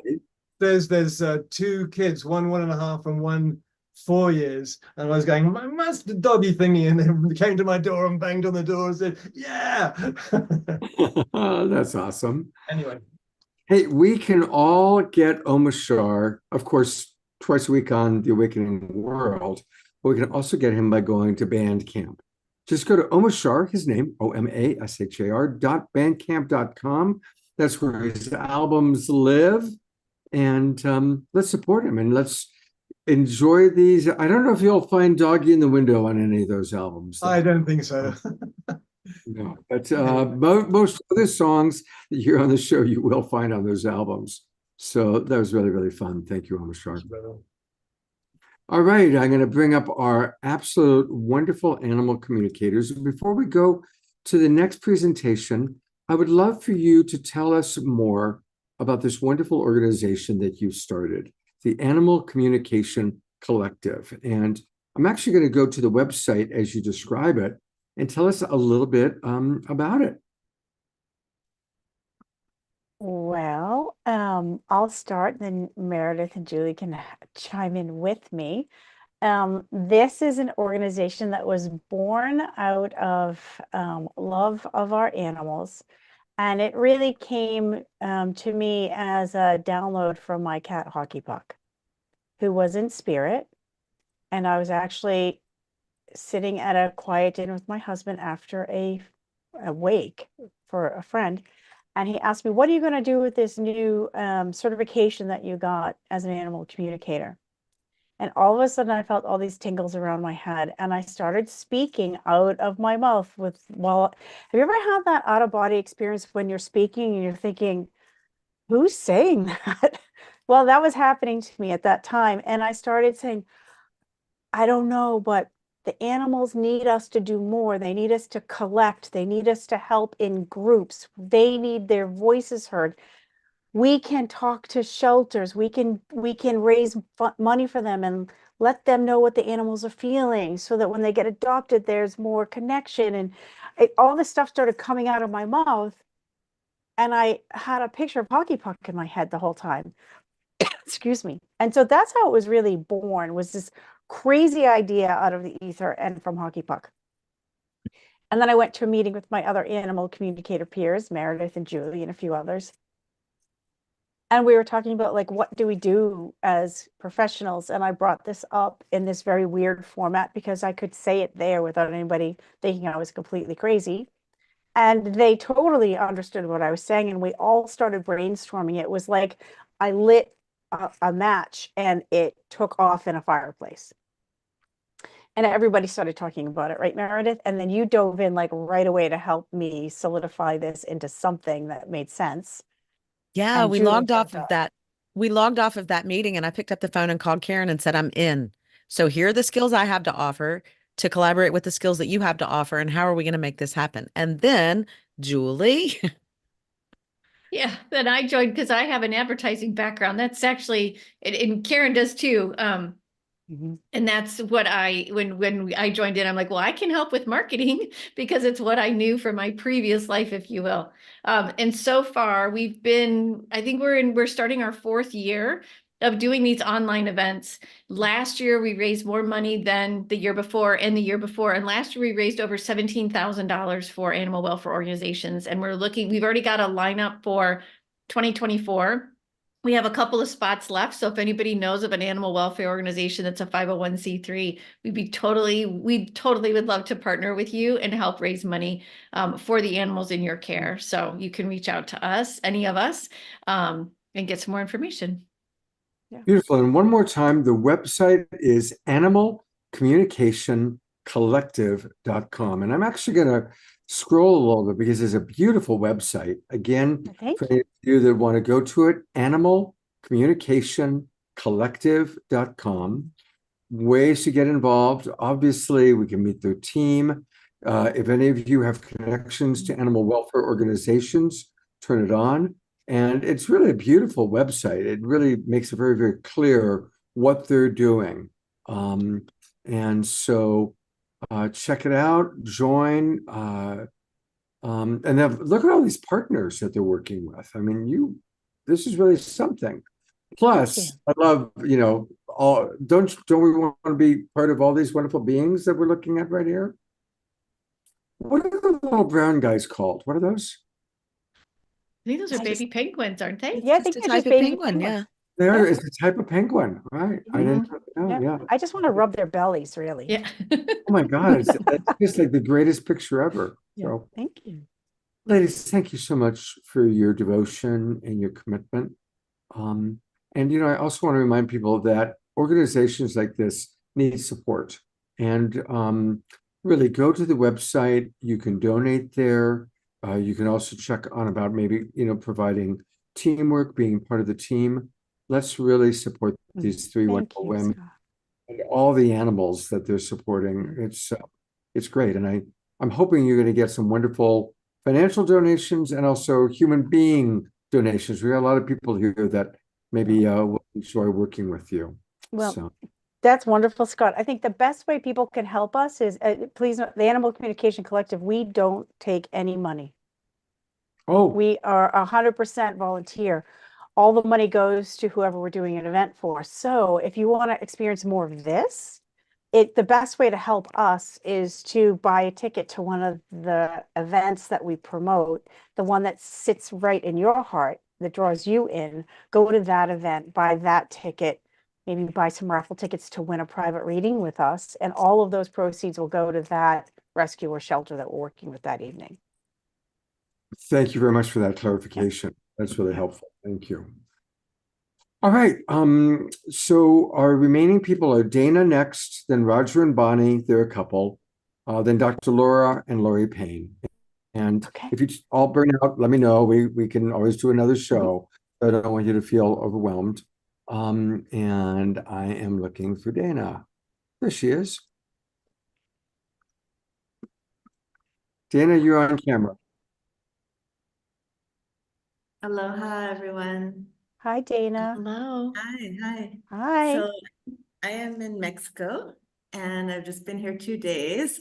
I'm visiting my friend Tara, who has been living here for a little while. And on Monday, Tara's going to go away for like 9 days and I'm going to take care of her 3 animals. So we have Percy, the dog, male. He was in the picture with me earlier. He's on the floor. I don't know if you can Okay. see him. Yeah. But anyway, Percy. And then we have 2 female cats, Venusia and Aphrodite, and their sisters. And we were just wondering, how can we best prepare the animals for Tara going away and me taking care of them? And also, I love animals, and I just want to have like a really warm connection with all of them. And Percy's been cool. The cats have been a little elusive for me since I've been here, and I love cats, and I would just like to make everyone feel comfortable and cared for, and that we can bond and all of that. So yeah. Who am I working with right now? Where are we? Me and Meredith? Or is it you and I I think this it's you time? and me this time. Oh, you and me. Okay, so Yep. Julie and I. Of the 3, let's see. Why don't we just ask who's the spokesperson this evening? Unless, Tara, do you have any particular one that you want to hear from that would help you, knowing you're the one going away as well? I'm more concerned about the cats. I think, Percy's a big dog and they can figure things out, but the cats go in and out, and one of my cats tends to get attacked by other male cats in the neighborhood. I think she's very sexy. I don't know what the deal is, but like it's quite tragic. Like I have to take her to the vet to get shots every once in a while because she gets a wound. But just yeah. Which of those 2 cats are you really, which of those 2 cats in your heart do you feel is the spokesperson? Venusia. Spell her name for us, please. Like Venus, the planet, Venusia, like a Venusian. Oh, thank you. Okay, female cat. Okay, so we want to check in with her as maybe the spokesperson for them all, and ask her, what do we need to know that would be helpful for you and Dana with you going away? To what's her advice or suggestions for you to know? Okay. Thank you. All right, awesome. All right, Venusia, why don't you come forward? Well, she says my name is sexy. I have to live up to it. What? She just said, well, my name is sexy. I have to live up to it. That's Percy. Just saying. Okay, Venusia. She is a very strong-minded woman. Yeah.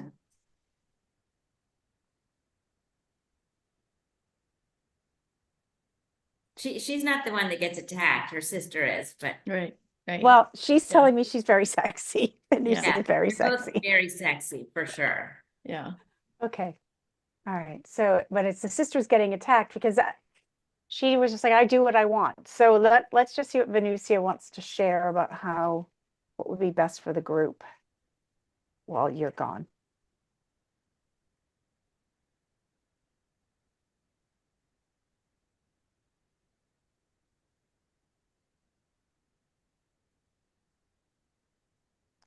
So I don't know what you're getting to. I'm already getting that they all realize you're going. First of all, they're all very clearly realize that you're going. From Venusia's perspective, she's like, we're it's going to be the same. We're going to be the status quo. We're going to keep doing who we are while you're gone. And from her energy, she's not that worried. I'm not feeling any worry about you going away from her perspective. She's like, I don't know what she's worried about. Like I'm feeling like, I don't know what she's worried about. We're going to do our thing the way we do our thing. Status quo. What are you picking up, Julie? Yeah, I'm getting all of that too. And even from Percy as well, like, cause he kind of puts his little nose in there, not little, but the nose in there too. The thing that Venusia wants to answer Dana's question about how can Dana,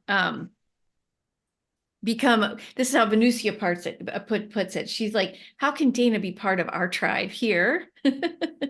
And she's actually asking you to do some grounding meditations and also to just kind of manage your energy a little bit. What Venusia shows me is like, you want really badly to be connected to them. And they're saying, that's cool, but just like chill a little bit. Like they just want, just kind of like bring the energy in a little bit and we'll come around, like, because they want to control the situation.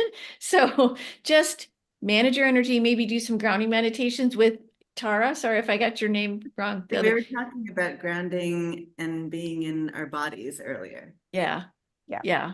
And then it'll, Yeah. yeah, but they totally know you're going away and they say, fine, okay. So to piggyback on that, Julie, when you were speaking, I heard Venusia, like she was showing me a picture like this for you, Dana. And she's also started to say, stop pushing yourself at us. There's like too much desire going toward us. So you're not giving us a chance to assimilate with you.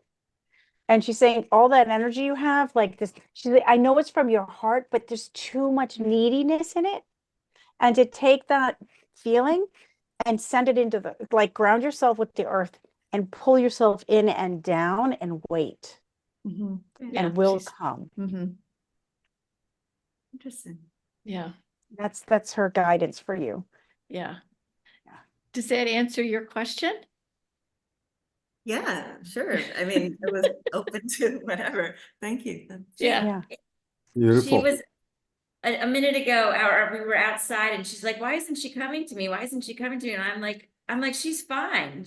Like, if she needs anything, she comes, but she's got, like, she's fine on her own.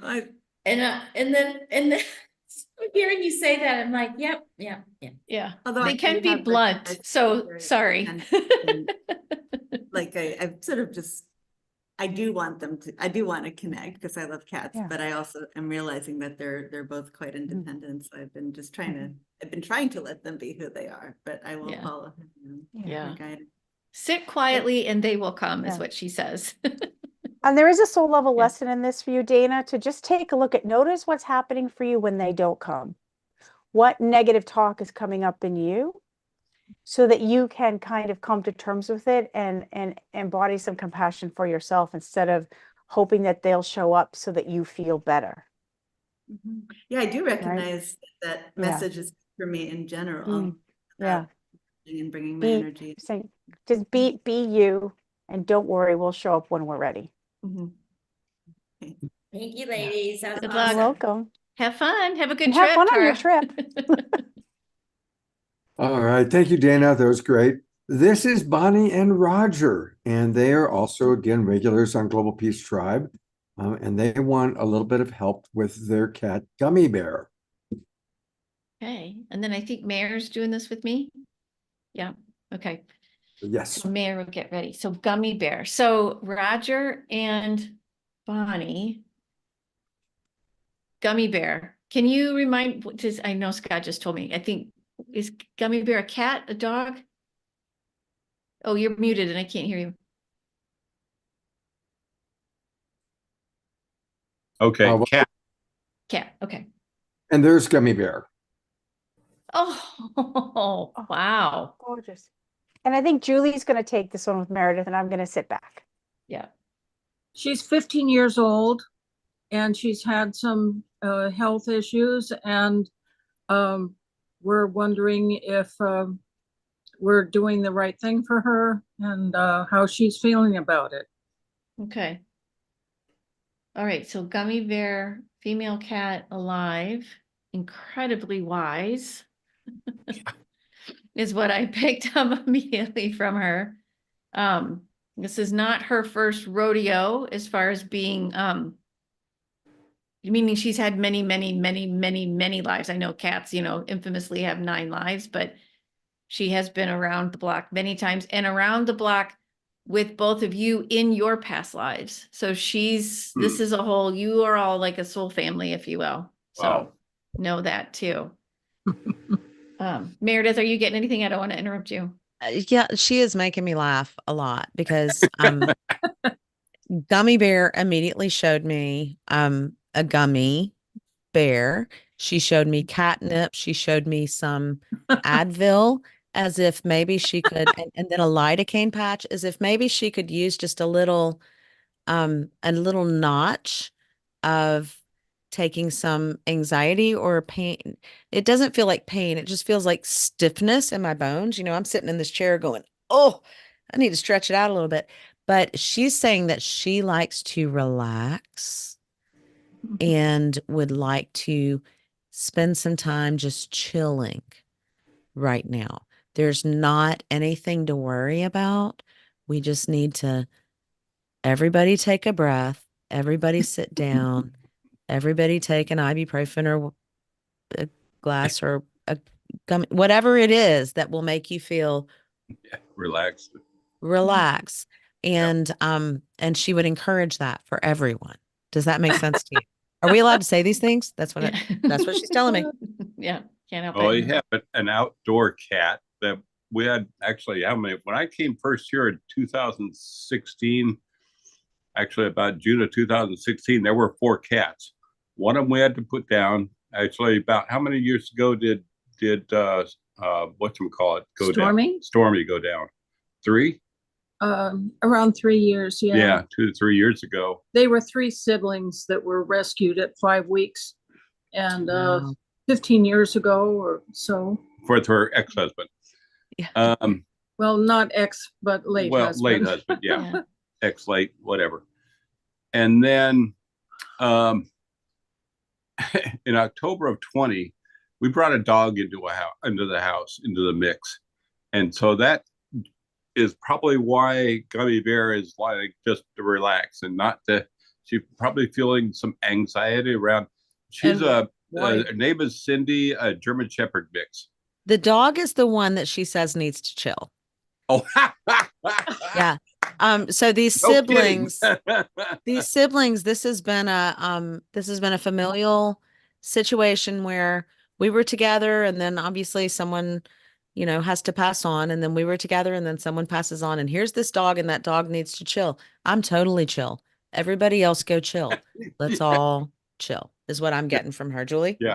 Yeah, but and also the chill message is also for both of you, particularly Bonnie, not worrying so much, like relaxing, allowing is what I'm hearing her say. She says, to answer your question, she feels absolutely fine outside of regular aches and pains. And she actually says that every now and then, if a warmed, like a heating mat, I think you can get heating mats for cats. She would appreciate that from time to time when the temperature dips a little bit, that would be really helpful. But that chill aspect, well, and also, so she's saying she's trying to model how to relax for both of you. And also because when you both relax, the dog can relax. Because there's this whole, it's like, both of your energies can start to swirl, and then the dog really kind of goes at it, and then Gummy Bear's just like, all right, come on, people, time out, kind of a thing. Does that make sense? Yeah. I like the heating. Go ahead. Trying to decide whether our dog, I could send Scott a picture to put up, but I won't. Actually, Scott's met Cindy about, God, when was it? October 2022. Yeah. Anyway, we took her to Sedona, and she ended up on the floor of the back seat on the way back. And doesn't like riding in the car. We're just kind of wondering, did she have an accident or just have a lot of anxiety about riding in a car? Or she freaks out. She really freaks out. But she's got to know where we're going. Low down feels good. Yeah. And protected but not confined feels good. Yeah. And I'm seeing a picture that Gummy Bear is showing me of very simple comforts. A laundry basket with towels fresh out of the dryer. Yeah. A simple throw over the sofa. Okay. Anything that can be comforting, and it feels warm to me. Yeah. And supportive. Give that a shot. Yeah. Gummy Bear has been diagnosed with high thyroid, so we're giving her medication for that, and an also abscess tooth. And an abscess tooth. We're giving that until that's healed. But so anyway, yeah. Does that answer your questions? I think so.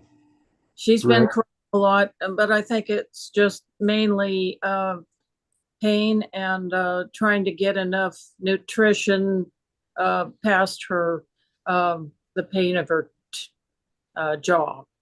You know. Yeah. Yeah. She's reiterating the please don't worry. Please don't worry. Like meditation would be good too with her as well. Would also help too. Yeah. Yeah. All right. So we'll set Thank up you. a warm bed for her too. Okay, great. Mhm. Thank you. Yeah, you're welcome. Thank you. Thank you, Bonnie and Roger. We'll bring Karen back up. And before we go into the next one, I want to talk about the other really exciting thing that you're doing, which is your animal communication podcast. Now, obviously, we're winding down. We're almost done with the show. We're going to hear from a couple more people. But they've got a wonderful ongoing animal communication podcast called We Talk to Animals. And it's with these three wonderful women, Julie, Karen, and Meredith. So tell us a little bit about it. And I'm going to go to the website for people to look at it as you chat. Yeah. So this started, we actually just had our second episode launch on Monday, but we've got several already in the queue ready to go. They come out every Monday, and you can get them on your favorite podcast platform. It is through the mindbodyspirit.fm network, which is Diane Ray, who was from Hay House Media. And we do about a half an hour and talk about animal communication. It's our mission to make animal communication a thing, to make it a normal thing where people are talking to their animals and understanding what's all going on. You know, Meredith is a certified animal or dog behaviorist, and Karen, of course, has the health aspect, and I get into the spirituality and whatnot of it all. And so the three of us just have these fun conversations about animal communication and the lessons we've learned from them, what they're trying to say to everybody else. So I don't know, Meredith or Karen, if you want to jump in or say anything else. I would just add that as we go along in our podcast, in our episodes, we will be having some guest speakers on to talk from their perspective about animal communication in a variety of different ways. And we'll be doing a reading for each of our guests at the end of that podcast. So it'll be kind of fun to be able to watch them listen to them have the experience with their own animals as well. Yeah. Yeah. And my 2 cents worth is that when we had this opportunity come up and we started talking about, oh my God, what would we say? What would we do in an animal communication podcast? The three of us, just in our regular conversations, realized there are so many different ways that animal communication appears in our daily lives, in so many different ways and so many different factors, and how much it's influenced all of us in the way we truly live our lives. So sometimes it's a half hour of us sitting around having a conversation about those types of experiences.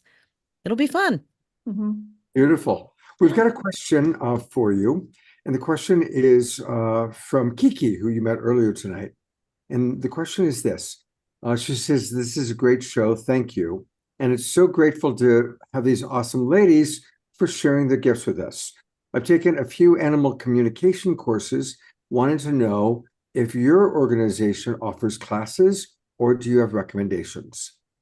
Our organizations do not offer classes. However, we all studied together, and that's how we met. We studied through Danielle McKinnon, and that's someone that we would absolutely recommend. I also studied with the Lightfoot Way, which is based in Texas and Montana, and that's run by two women. So either organization is fantastic. The soul level, where we understand how the animals come alongside us, that's Danielle McKinnon's way, and that's really what we have all fallen in love with, because we just love how it changes people's lives for the better. So okay, beautiful.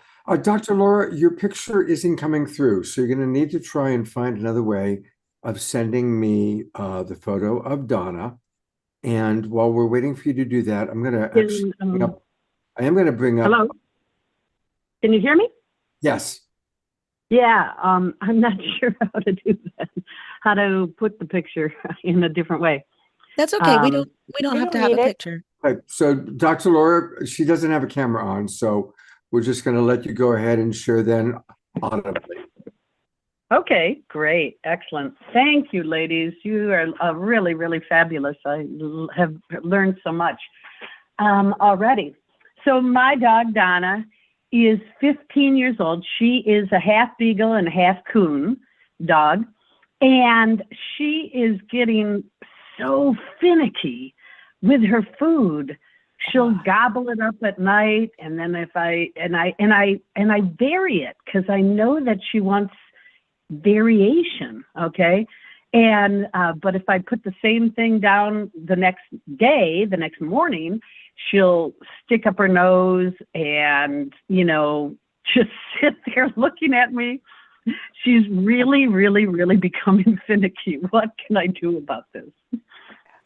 All right. Well, let's check in with Donna, the dog, and see what she wants us to know about her digestion and her diet, the way that she's eating at 15 years old, because it does change as they get older. So let's just let Donna share, just reveal a little bit about herself.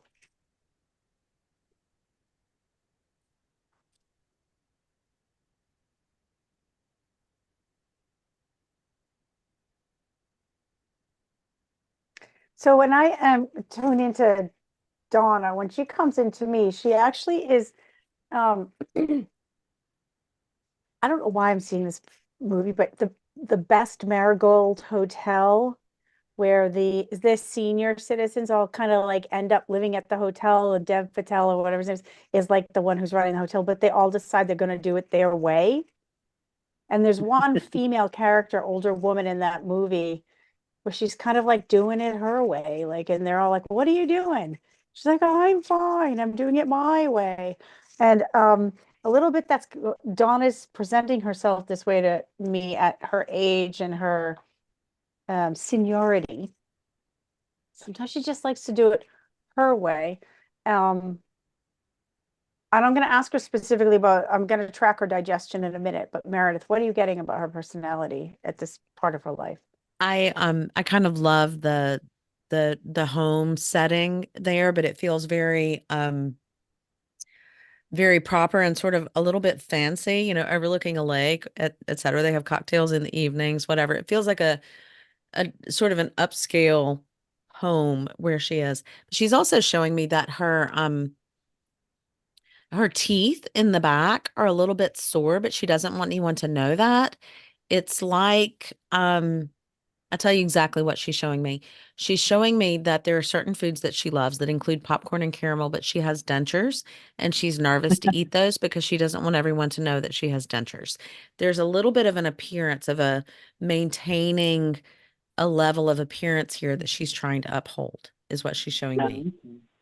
Okay, that could be, yeah. I'll look. Actually, sure. and as you say that, I'm feeling in my lower gum, in the gums, there's like a texturiness, and in the middle to the back, there's something going on there. But when I ask her if I can like just scan her digestion, I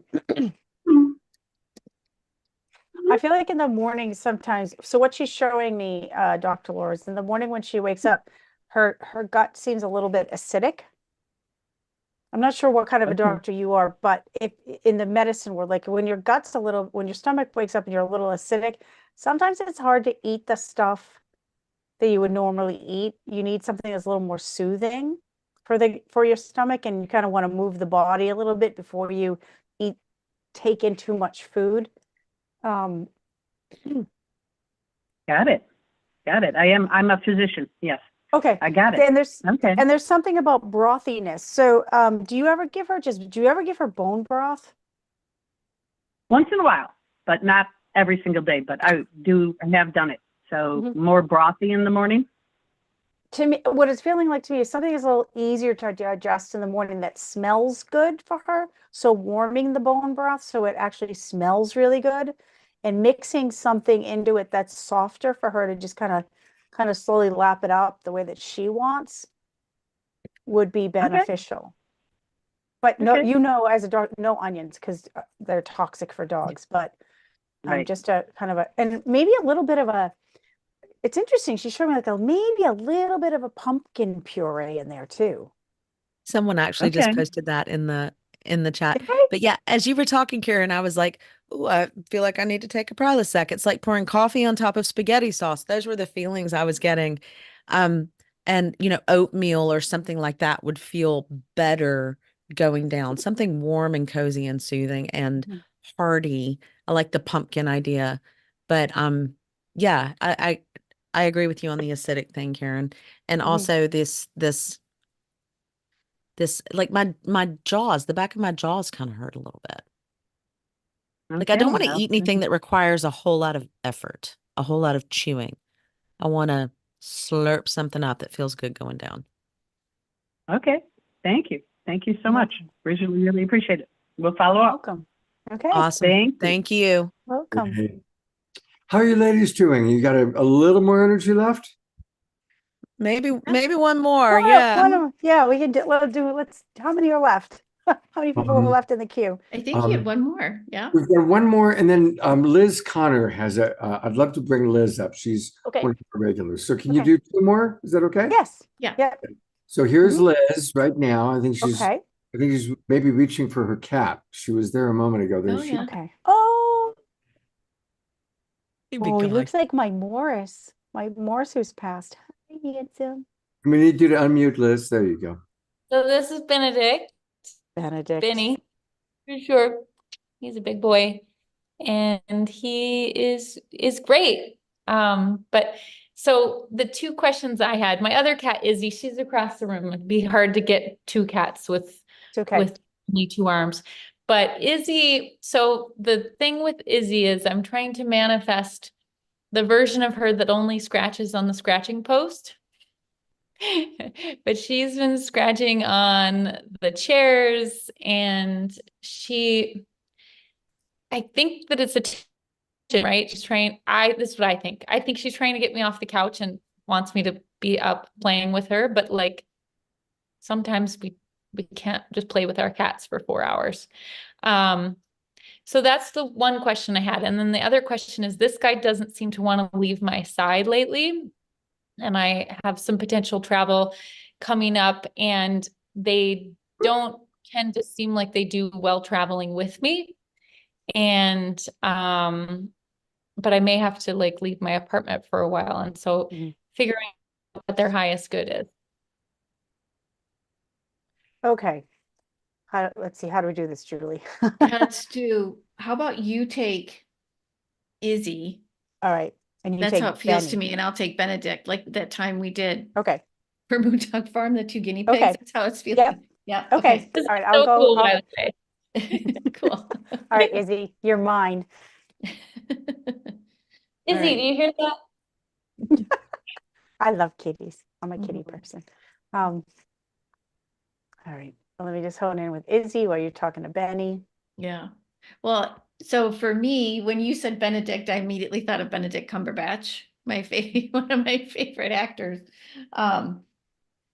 And I just hear from Benny. He does want me to call him Benny. Do you call him Benny too? Okay, good. All right. He says he just is. I just feel like Velcro is the word he's wanting me to use, and you described it a little bit. But I actually feel a little overwhelmed. I feel like I personally feel like he's just like right here on my chest, and like I don't feel like I can actually breathe or move because he just wants to be like right here in all the best ways.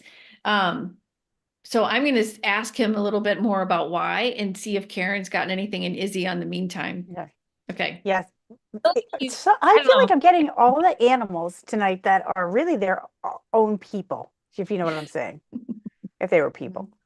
Their own personalities, like strong personalities. I get the feel Izzy is a very strong personality. And when I ask her, like, can you stick with the scratching post? She's like, you know what? Figure it out.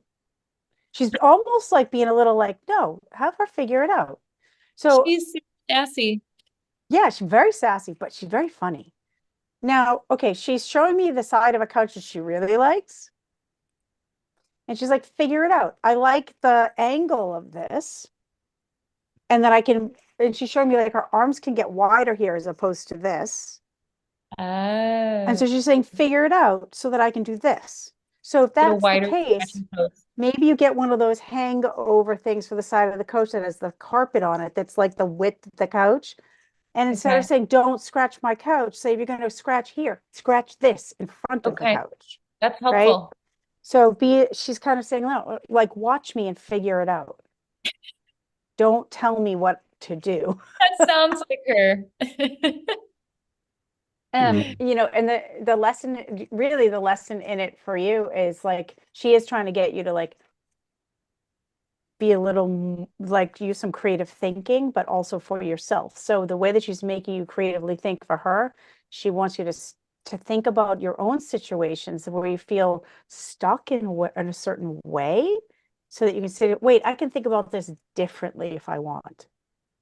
That's kind of the message in this for you. Huge. Yeah? Huge. Makes sense? Okay. Wait, who are we channeling for now?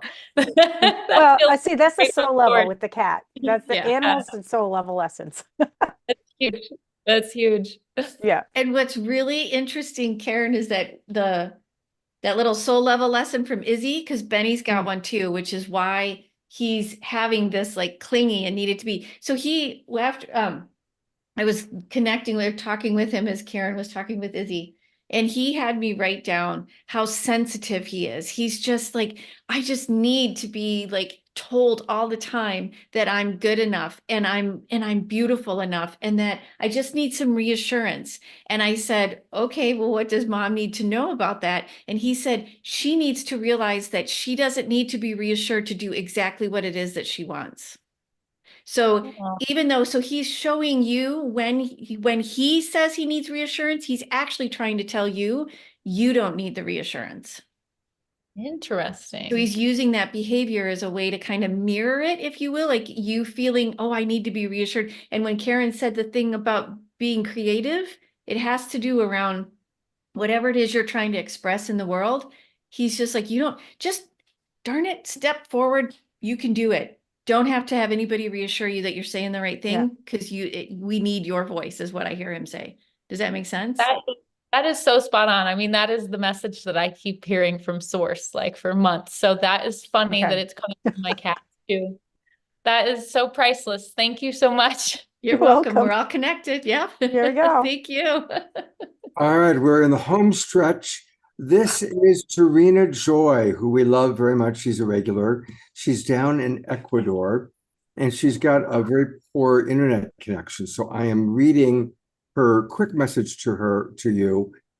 This is a picture of her and trio living happily together on a mountaintop in Ecuador. Wolf dog Omni, macho cat Dia, and lucky me, Tarina. Very special bond between all of them. Wondering if either have soul messages for Darina through any of you. Was that a cat named Dia? Again, let me go back and see. I just closed it. The cat's name is Dio. Cat Macho Dio, D-I-O, and the wolf dog is Omni. Omni. Okay. Omni and Dio, and our gal is Darina. Should we each just take one each around? Yep. Okay. To close this whole thing for the evening? All right. Yeah. So Omni, that dog, I said, I see the stars. I see the everything. Look at that eye. It's like omnipotent, all knowing. There's something very, very wise about this dog, but also very connected to God's spirit universe, whatever that may mean to anyone out there. He is seeing something. Mm-hmm. And so Omni for me, so I have a dog right now that has one blue eye and one brown eye. So the blue eye is totally pulling me in. And Omni just wants to say to mom, it's very similar to Liz in that you have a lot to say, because Scott, you said you read about Wolf Dog, and I immediately got this. You have a lot to say. You need to speak your truth, and you need to howl it as loud as you possibly can.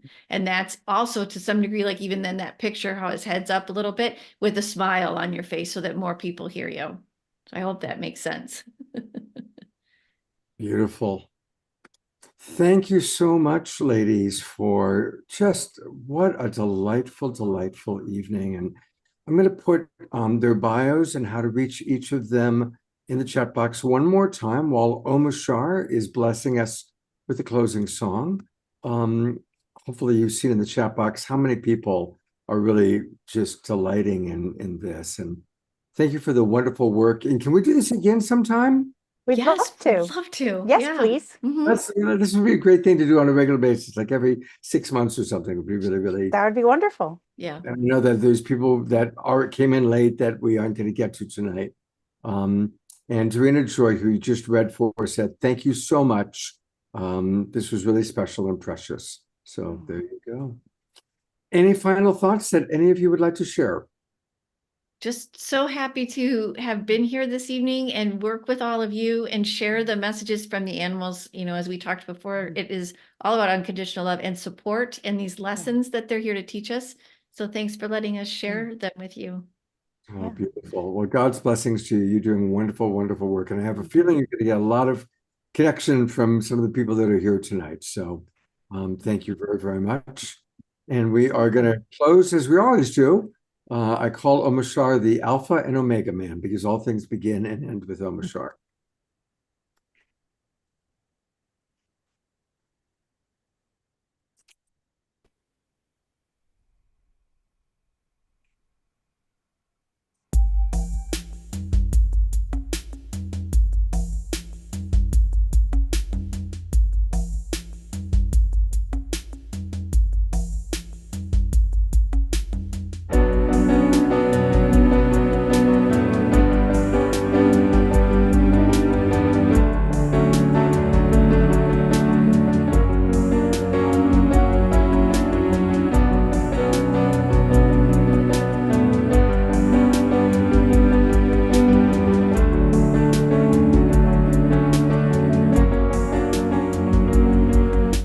We are gathered in this nation, raising frequency, raising vibration.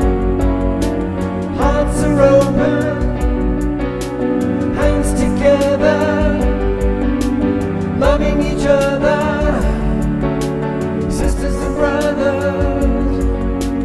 What we are is light in form. And light in form will lift us all. So don't give up on walking tall. The time is now, so heed the call and wake up to the light of this new day.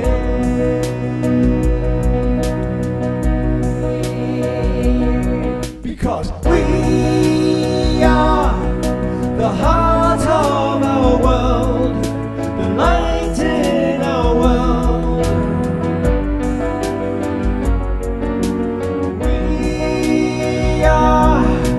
Joy in our world, the love in our world,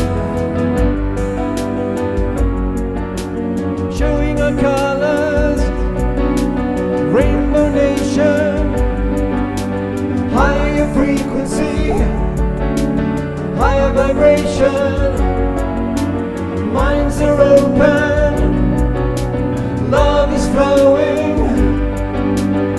each other. Yes, we are growing. What we are is light in form, and light in form will lift us all. So don't give up on walking tall. The time is now, so heed the call and wake up to the light of this new day.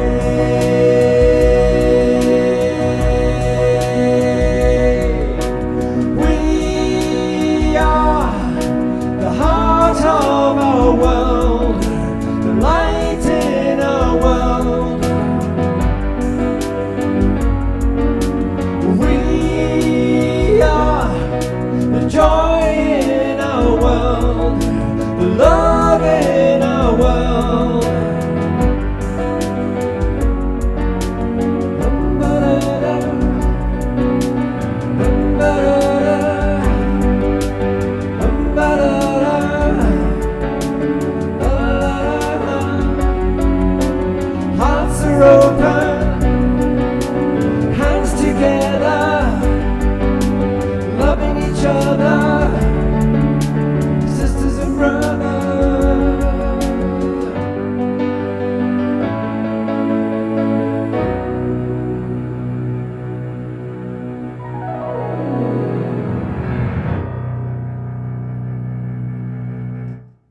Gallery view, everybody. Let's twinkle Omashar. We love this man so much. Big twinkles for Omashar. Big twinkles. Today it's Balloonashar. Balloonashar. I love that. Hey, you know, Omashar, one of the things that was pointed out by Charlotte is that Friday is band camp. 100% proceeds go to the Artist Day. Isn't that an amazing thing that they do? And I forget it every month. So Charlotte, thank you. So Friday is the day to buy our albums for Omashar. This And Friday. if you already have them, buy 10 for your family. That's right. Start Christmas shopping now. Yes, thank you so much. And beautiful animal whisperers, I have loved your presence because it's beyond the form that we see of each other, and I can feel the soul messages come through, and it's just been a beautiful evening. Thank you. Yeah, really wonderful show. I'm very serious. I definitely want to make this a regular. Like, we have authors that we love every couple of months. We have, like, regulars. This is definitely something to do a couple times a year. Just fabulous. And I want to let everybody know about what's coming up. On Saturday night, we are launching a month of love. Our shows throughout February are going to primarily be different themes of love, and we're starting it off with the Dreamers. Pepper Dellums is going to be back with us. She's doing better. And we've got music with Caressa, a soundscape with Dr. Ivy Hilton. We're going to meet some new friends, see some older friends. Of course, Omashar will be with us. And we'll conclude with a KES group healing. And Dr. Gibson, who's joining us, is quite a well-known author and teacher. So we're blessed to have her joining us. So that's Saturday night. And then, of course, as we already talked about before, but one more reminder, please, let's all join each other for Mary Ann Williamson on this Sunday night. I'm really excited to be interviewing her. Reverend Michael Beckwith is going to drop in. We've got some other special surprises. So please join us Sunday night at 7:00. And then we've got a whole month full of wonderful shows planned. Ladies, thank you so much for being with us. Going to go to gallery view one more time for everybody to wave goodbye. And thank you, everybody watching on Facebook. Thank you, everybody watching the replay and the recording. Even those extraterrestrials watching this many decades or light years from now to figure out what was going on planet Earth as the awakening world was taking place. So whomever is watching, whenever, we love you. Thank you very much, everybody. Have a great evening, and we'll talk to you soon.